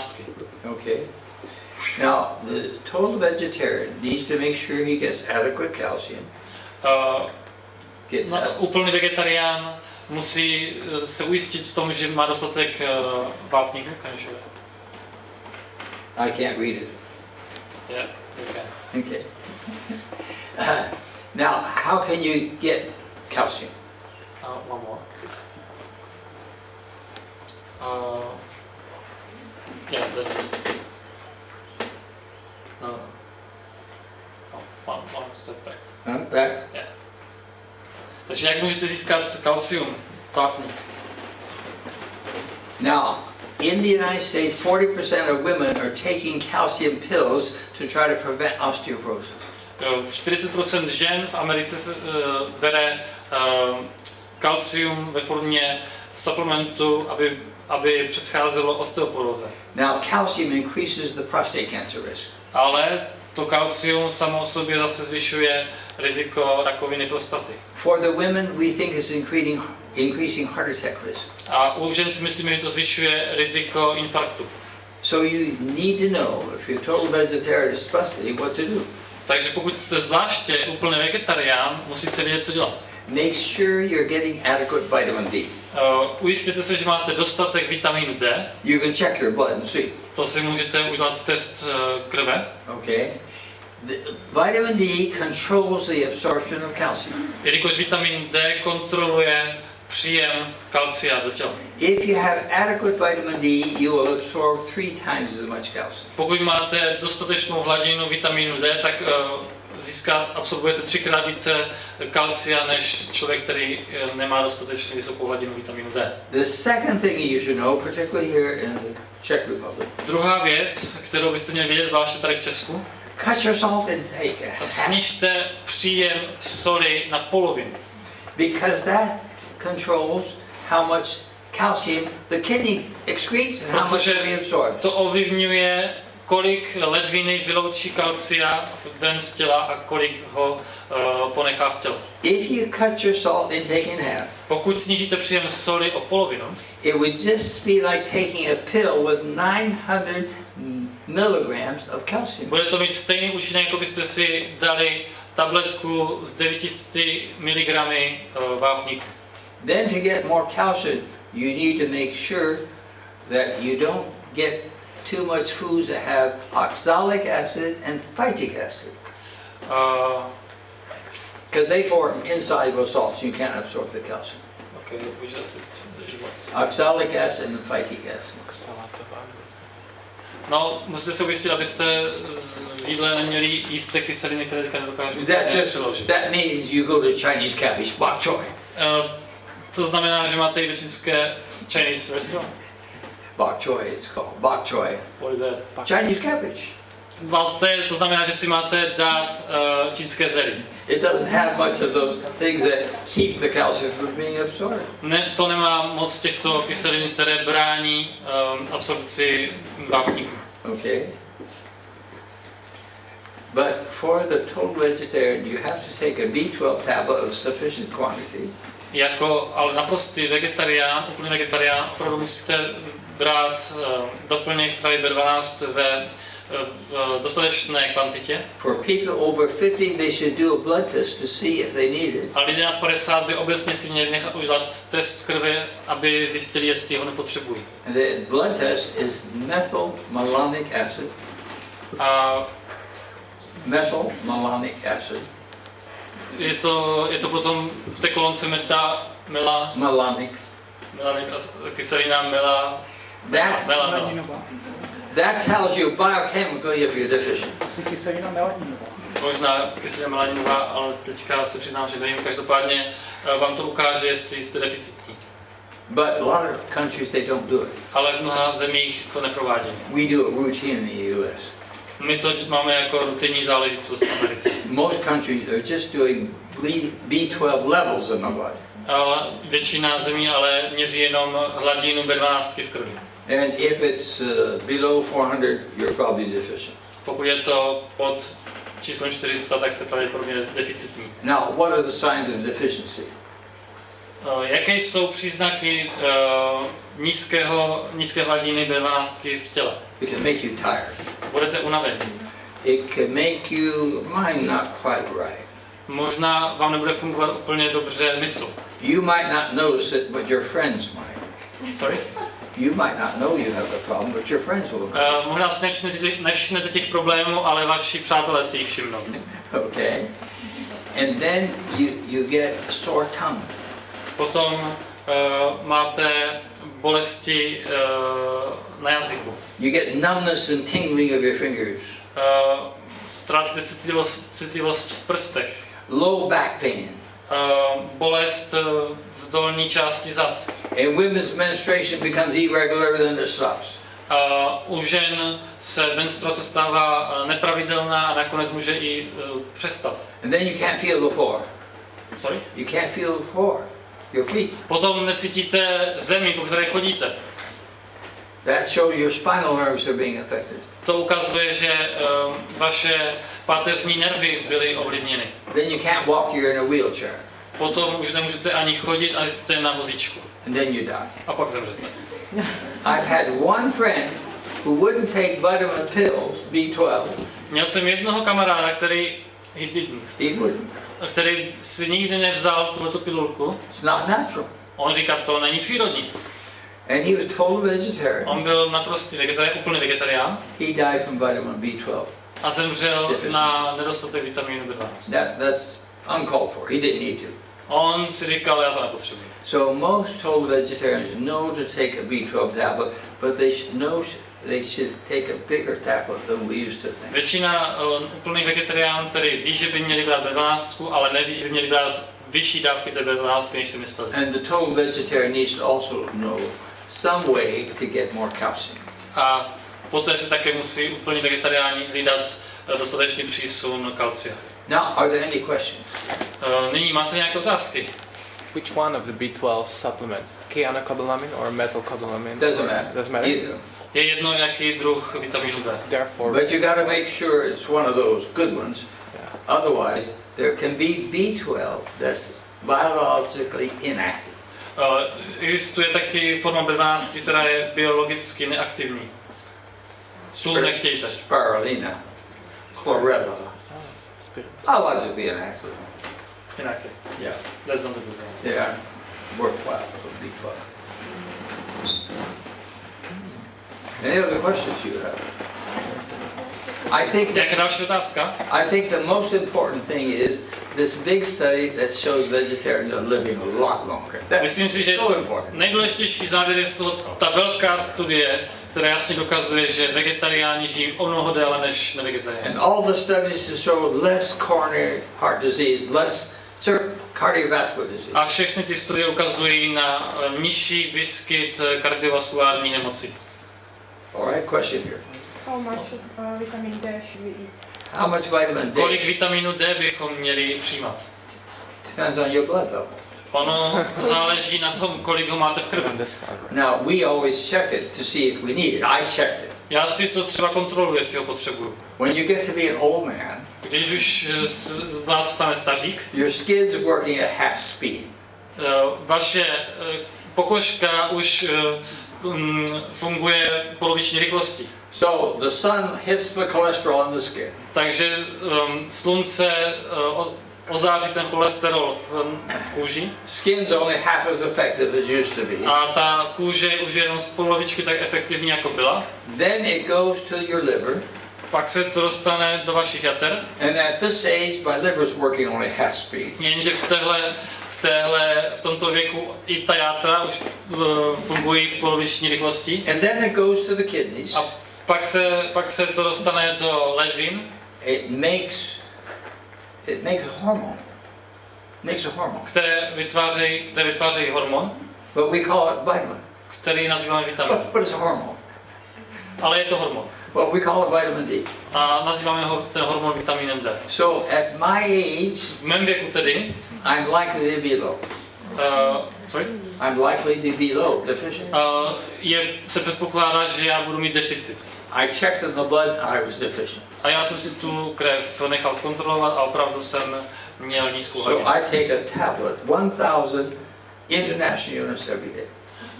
Beru tedy každý den tabletku o velikosti 1000 mezinárodních jednotek. In Poland, everybody needs it. V Polsku to každý užívá. The government recommends 2000 international units every day for everybody. Jejich vláda doporučuje každý den 2000 těchto mezinárodních jednotek každému člověku. We used to work outside. My jsme dříve jako lidé pracovali více venku. Now most everybody works inside. Nyní v dnešní době většina lidí pracuje uvnitř. So the right rays can't get through that window. A ty správné sluneční paprsky se nedostanou přes sklo. If you're dark skinned, you can't absorb it so well. A pokud máte třeba tmavší, you cannot. Pokud máte tmavší kůži, tak hůř absorbujete. And if you go out to the beach, everybody says you should put on sunscreen. A když jdete na pláž, tak vám každý řekne, že musíte použít opalovací krém. You should get the sun for 20 or 30 minutes before you put on the sunscreen. Ale na tom slunci byste měli být 20 až 30 minut předtím, než si na sebe aplikujete ten krém. Australia is the skin cancer center of the world. Austrálie je takovým centrem rakoviny kůže. They told everybody how to keep out of the sun. Všem tedy poradili, jak se mají vyhýbat slunci. Then they discovered almost everybody was deficient in vitamin D. Jenže pak zjistili, že skoro každý je deficitní v otázce vitaminu D. So they had to change their recommendation. Takže museli zase změnit ta doporučení. Okay, but vitamin D is important question because it controls the calcium. Ale vitamin D je velice důležitý kvůli kontrole absorpce kalcia. And is there any... Oh, sorry. Is What? there... You Jak je na tom rýži jako potravina? What about rice? what? What about rice? Arsen. Rice? Rice. How it stands as a food? Rice? Jako z výživového Rice is good food. From nutrition perspective. Brown rice, good food. Hnědá rýže, dobré jídlo. I was born and raised in China. Já jsem se narodil a vyrůstal v Číně. We give the prisoners the brown rice. Dávali tam vězňům hnědou rýži. The other people, wealthy people, eat only white rice. Ti bohatí jedli jenom tu bílou. But the brown rice is very good because it has much more nutrients. Ale ta hnědá rýže je opravdu velice dobrá, protože má mnohem víc živin. Okay. Celozrnná nebo hnědá? Hnědá, To je vlastně celozrnné. To je celozrnné. ale to je asi to samé. What about the anti-nutritions in the brown rice, in the skin? The anti-nutritions, you know about like that? It's good. Don't worry about that. It's good. Co byl ten dotaz, prosím? Ona ta sklupka obsahuje jako ty, co brání vstřebávání těch dobrých látek, jako ty antinutriční nějaké jako látky. I did nutritional studies on the Chinese soldiers. Už jsem dělal studii ohledně výživy čínských vojáků And we added 3 nutrients. a přidali jsme tam zase tři výživové hodnoty. And then they put the troops, mixed them up, and came through the line again 3 months later to look at them, and we could tell who had the extra nutrients and who didn't.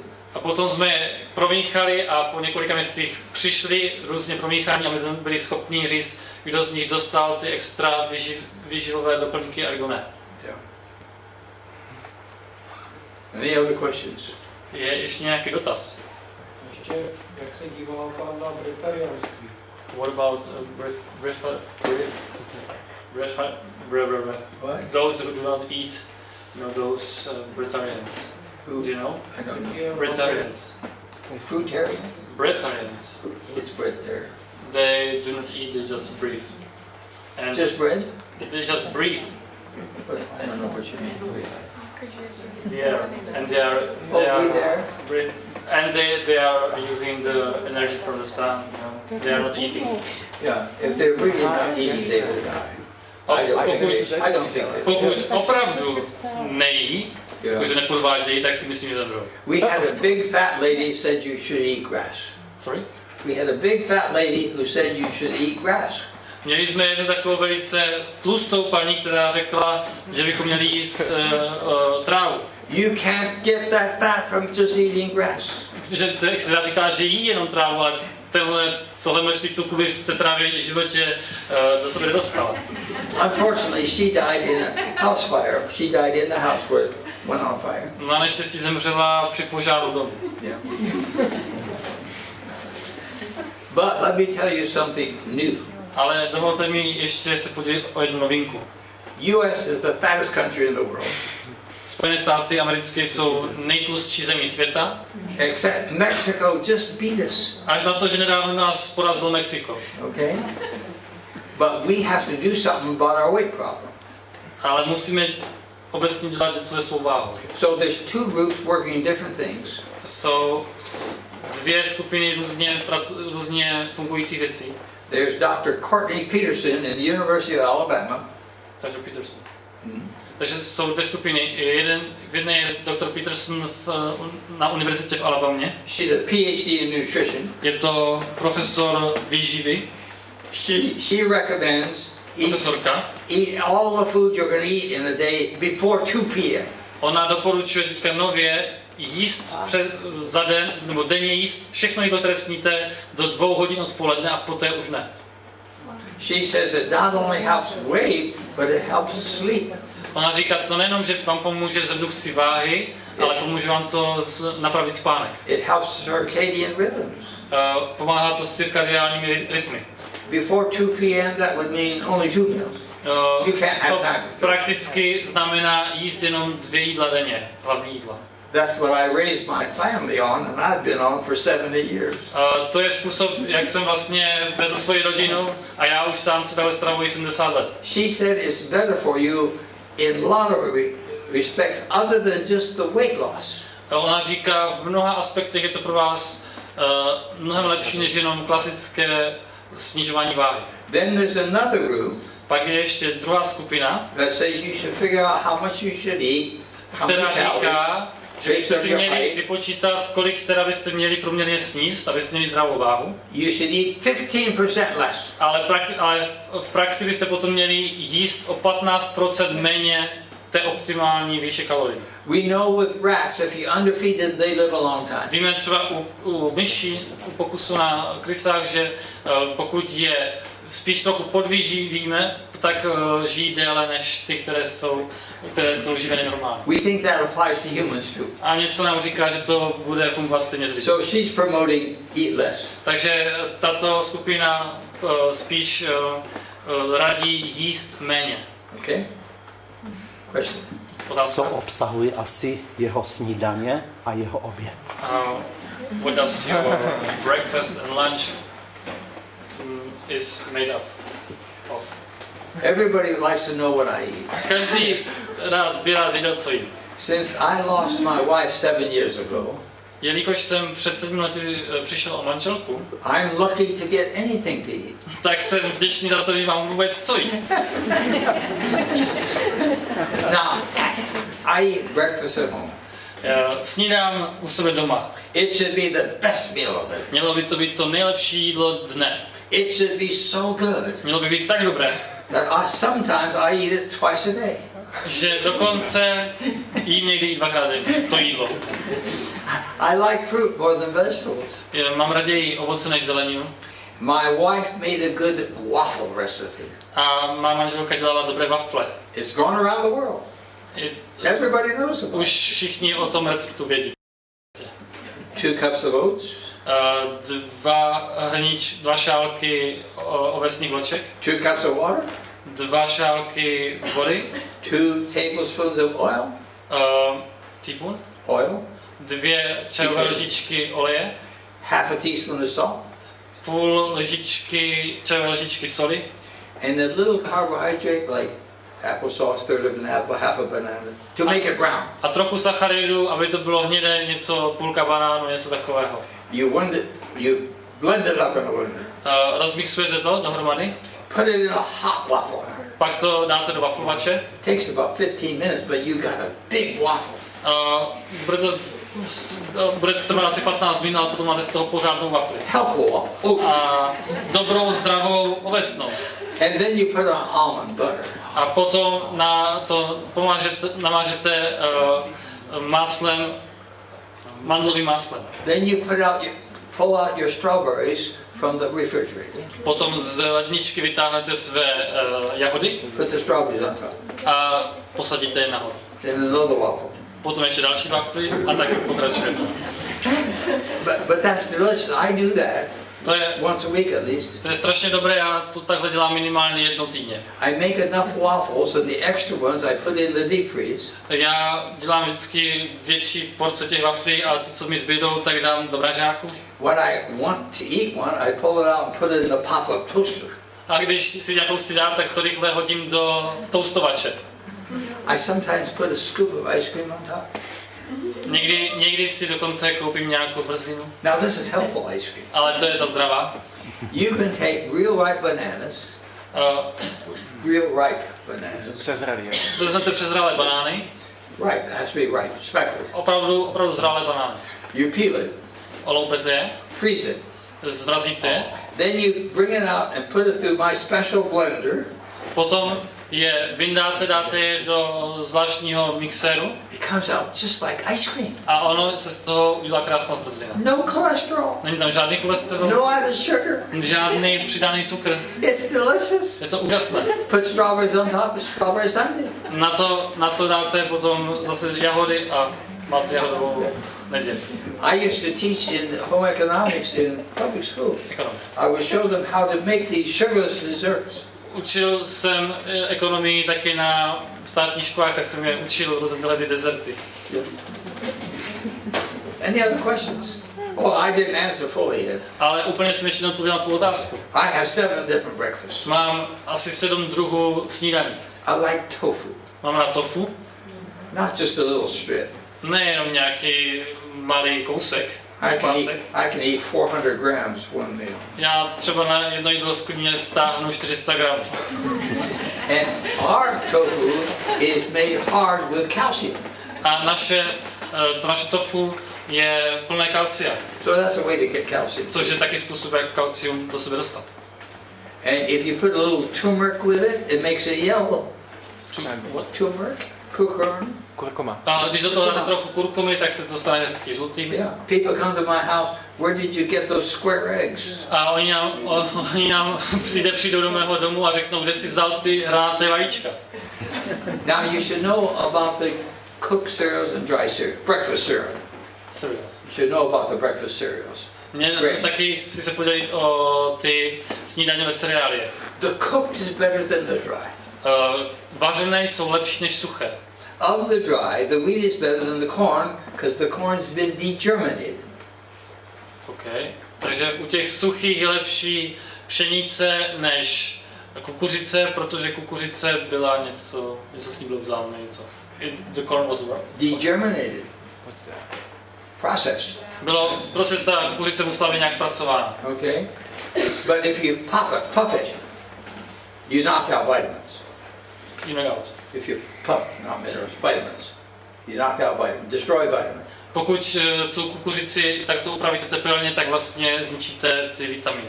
Then if you sugarcoat the pop stuff, A pokud ještě na to přidáte cukr, You have to eat the box to get your nutrition. Tak musíte snít celou krabici, abyste vůbec měli nějakou výživu. But in general, cooked cereals is what I prefer Ale for breakfast. obecně preferuji vařené cereálie. Okay. But there's something else I like. Mám rád ještě něco. I like Zweibach, twice baked bread. The German term is Zweibach, twice baked. Prostě mám rád Like toast, hard toast. dvakrát propečený chléb And then I put my butter on top, almond butter or peanut butter. a pak na to namažu arašidové nebo mandlové máslo And then I take my own homemade grape juice. a pak si k tomu dám svůj vlastní svou vlastní hroznovou šťávu domácí výroby. Hot. And put it on that. Hot? Hot grape juice. Wow. Make it hot, heat it up. Yeah. And you put it on that. Put it on my Zweibach and peanut butter. Yeah. A potom to takhle vlastně nechám uvařit a trochu poliju právě tady ten chleba s tím máslem. It's a good dish. Tastes good. Chutná to strašně dobře. Any other questions? Ještě nějaká otázka? What about raw food? Co otázka stravy, která je založena pouze na nevařených pokrmech? What about raw food? Most fruits can be eaten raw. Většina potravin může být snězena nevařená, teda čerstvá, But don't try eat the beans raw. ale třeba Rice. neskoušejte to u rýže anebo u luštěnin.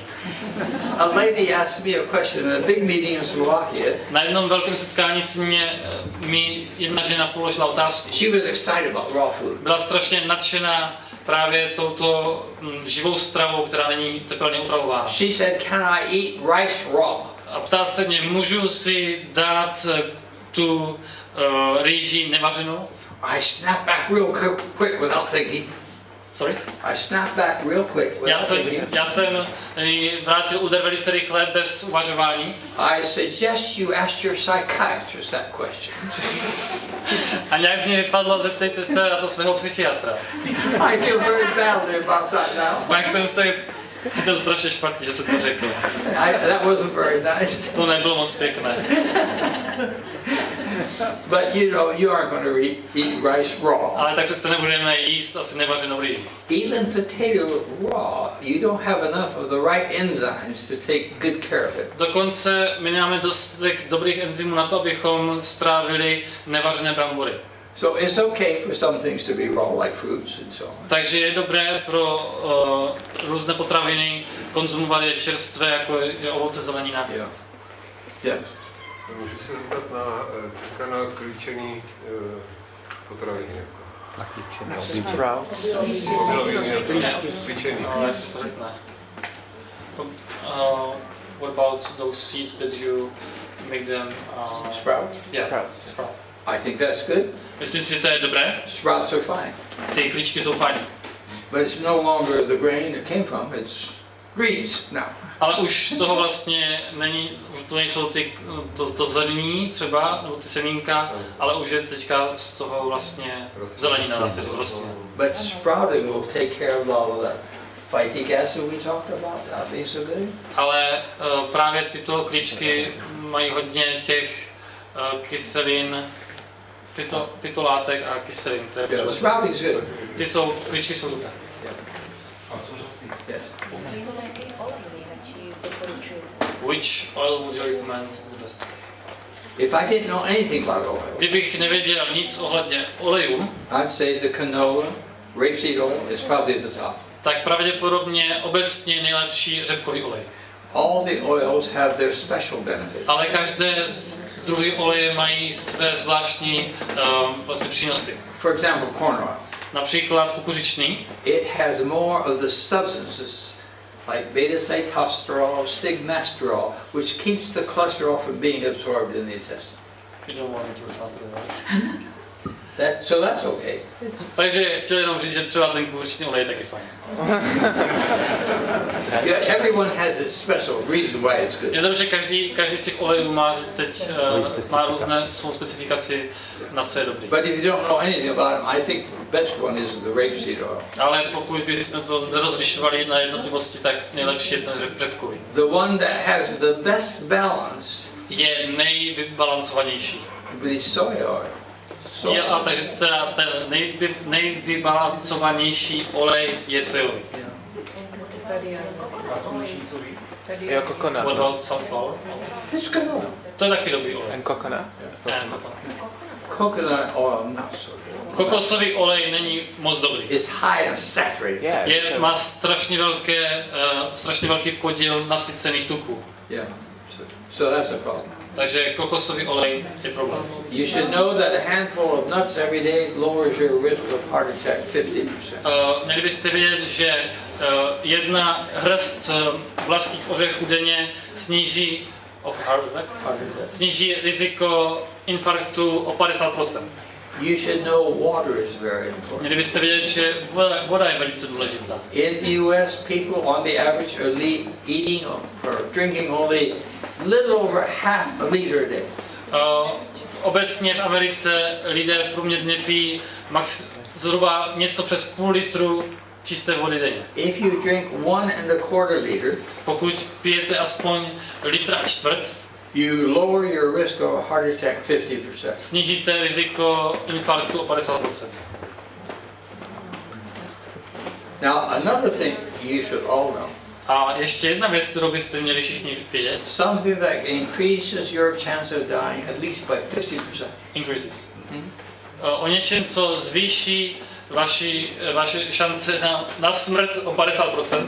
Being isolated, thinking you're isolated, you're not in the society. Sociální izolace. Izolovat se od druhých lidí a myslet si, že jste sami. We need to be social beings, talking to people, My interacting jsme with people. sociální bytosti a potřebujeme mluvit s lidmi, potřebujeme interakci vzájemnou. And if you feel you have no friends, you're not talking to people, increases death rate 50%. Pokud se vám zdá, že nemáte žádné přátelé, nemáte s kým mluvit, tak to strašně zvyšuje riziko úmrtí. Okay. Now, I'm a nutritionist. Já jsem nutriční specialista, But I have to tell you ale musím vám říct, that exercise is even more important than what we eat. že pohyb a cvičení je ještě důležitější než to, co jíme. Exercise will tell how long you're going to live. Fyzická aktivita, podle té poznáte, jak dlouho budete žít. For every hour you exercise, you will live 3 hours longer. Každou hodinu, kterou strávíte fyzickou aktivitou, budete žít 3 hodiny déle. And here, think of those simple things without medicines that will lower our risk of heart attack and stroke 80%. A přemýšlejme o těch jednoduchých věcech, ne medicíně, ale tom životním stylu, který může ty naše kardiovaskulární nemoci, to riziko snížit o 80%. This is very exciting. To je úžasné. Okay? Any other questions? Ještě nějaký dotaz? Jaký je lněný olej? What about Flaxseed. flaxseed oil? Flaxseed oil that has the most omega-3 essential fatty acid, alpha-linolenic acid of any one we know. Lněný olej má nejvíce omega-3 mastných kyselin ze všech olejů, které známe. But if you take the flaxseed, it goes right to you. Ale pokud si dáte jen tak lněné semínko, tak z vás vyjde stejně, jako do vás vešlo. You need to grind it up so you get the oil. Musíte ho nějak rozdrtit nebo rozmixovat, abyste mohli z toho ty živiny. Now the chia seed has the second. Chia semínko je na tom podobně. And you should know walnuts are pretty good. A opět vlašské ořechy jsou i v tomto ohledu velice dobré. No a chia semínka, když se namočí, tak to stačí. Když If you jsou put jako chia seeds into water for a while, is it okay? Yeah, it's all right. It's alright. I'll such it. Then you can chew it. You can chew it. Yeah, sure. I think really important aspect of lifespan or how long longevity is fasting, because you're doing intermittent fasting, right? Because you're not I eating. fast 1/3 of every day. Otázka pustu, že to může být taky součástí dlouhého života, tak John říká, že se postí každou třetinu dne. Now there are cancer specialists that are using the fasting to treat cancer patients. Vždycky 1/3 den. There are cancer specialists that are treating cancer patients by Jsou fasting. specialisté na rakovinu, kteří se snaží léčit ty lidi s melanomem právě skrze krátkodobý půst. They give the 3-day fast. Dají předpíšou jim 3 dny půstu, Normal diet 10 days. 10 dní potom klasickou Another stravu 3 day a potom fast. zase 3 dny půst. Okay. But as far as just weight control is concerned, Ale pokud bychom se bavili jenom o otázce kontroly váhy, they compared intermittent fasting with just under eating all the time. Compared, no difference. Oni zkoumali ohledně váhy, jestli je nějaký rozdíl mezi tím půstem, anebo se prostě, řekněme, nižším příjmem kalorií a nebyl tam žádný rozdíl. Now, the most important thing you people could do is to get everybody to stop smoking. That's the single biggest problem. Ale to nejlepší, co byste mohli všichni udělat, je pomoct všem ostatním přestat kouřit. Make more and more laws that can't smoke here, can't smoke there. Udělat více zákonů, které zakážou tam tomu kouřit tam a tomu zde. And with these young people smoking, aby ti mladí nekouřili. I asked them what it's like to kiss an ashtray. Už jsem se mladých ptal, jaké to je, zkoušeli jste někdy políbit popelník? We have these dating organizations, boy meets girl. V Americe už máme i různé seznamky. More and more of those say no smokers need apply. A tam se píše čím dál tím častěji, nekuřáci jsou žádáni, kuřáci nejsou žádáni, aby se přihlašovali. Když jsem byla jako dítě, tak v té době, dneska je mě 82 už roku, a když jsem byla jako dítě, tak to kouřili jenom cigánky. A dneska kouřijou vesměs většinou i mladí lidi. A ženy taky. No tak to bylo. I know 20 gypsies who just stopped smoking. Já jsem poznal ale 20 Romů, kteří právě přestali kouřit. It's possible. I to je možné. Thank you everybody for coming. Moc vám děkuji, že jste přišli.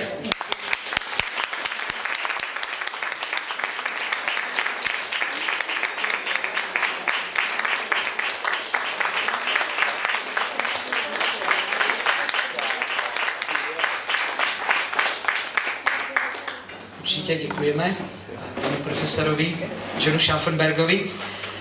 Měl náročný program, protože mu je 95 roku, tak včera přednášel skoro 2 hodiny studentům gymnázia Scharffenberg.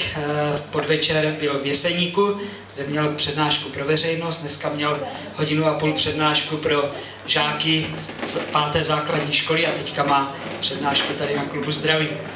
Takže a opravdu to, co říkal, tak taky dodržuje. Já jsem měl možnost s ním absolvovat ty 2 dny, takže skutečně dneska trošičku sklouznul s tím, že do těch 14 hodin dneska obědval ve 14:15, protože jsme to nestíhali z té školy, tam ta přednáška byla od 3:45 do 12:30. Takže než jsme mu dopravili rychle oběd, takže to bylo až ve 14:45. Co měl na oběd? Ano. Pečené brambory v troubě na plechu, jenom tak, a čočku vařenou a k tomu měl nakrájenou zeleninu. To byl jeho oběd. A teď má půst. No teď už jenom vodu pije. Jo. Jinak pro vás je tam připravena ochutnávka v té přední části nějakého zdravého jídla. Ale musíte to sníst až zítra. Jo, ale správně byste to měli sníst až zítra. Takže nevím, jestli budeme mít tolik kelímku, abyste si to odnesli. Jinak potom tady jsou připraveny nějaké knihy, také k té zdravotní tematice. A potom je tam takový košíček, do kterého můžete dát, budete-li chtít, samozřejmě je to zcela dobrovolné, nějaké finanční příspěvky na provoz tady toho sálu, protože musíme platit Domu kultury. Ale cítíte se zcela svobodně a dobrovolně. Budeme se těšit na setkání s vámi zase, ale ten klub zdraví příště bude až v říjnu. Budou takové letní prázdniny, takže které si budete užívat. A jinak pohyb, jaký má pan profesor pohyb, tak hlavně na zahradě, jak říká, a nebo také chůze. Říká, to je nejlepší pohyb chůze, nebo takový ten indiánský běh, kdy chvíli jdete a chvíli běžíte. Jo. A pak Nordic walking je také vynikající, což on doporučuje, to je s těmi holemi. Jo, Nordic walking se tomu říká. Tak to je jenom ještě takové doplnění toho, co pan profesor dneska vyprávěl na té přednášce. Takže jestli budete chtít, protože se to natáčelo, jestli budete chtít záznam z toho, tak ti z vás, kteří jsou tady poprvé a budou chtít dát svoji internetovou adresu, tak e-mailovou adresu, tak na tu e-mailovou adresu dostanete odkaz na YouTube, kde je to uloženo, to video z dnešní přednášky a můžete to posílat svým přátelům, známým, aby se také dozvěděli tyhle zajímavé věci.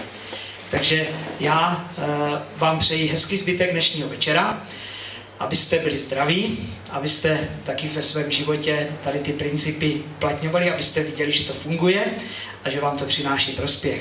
Takže budu se zase těšit někdy na setkání s vámi. Naschledanou a dobrou noc.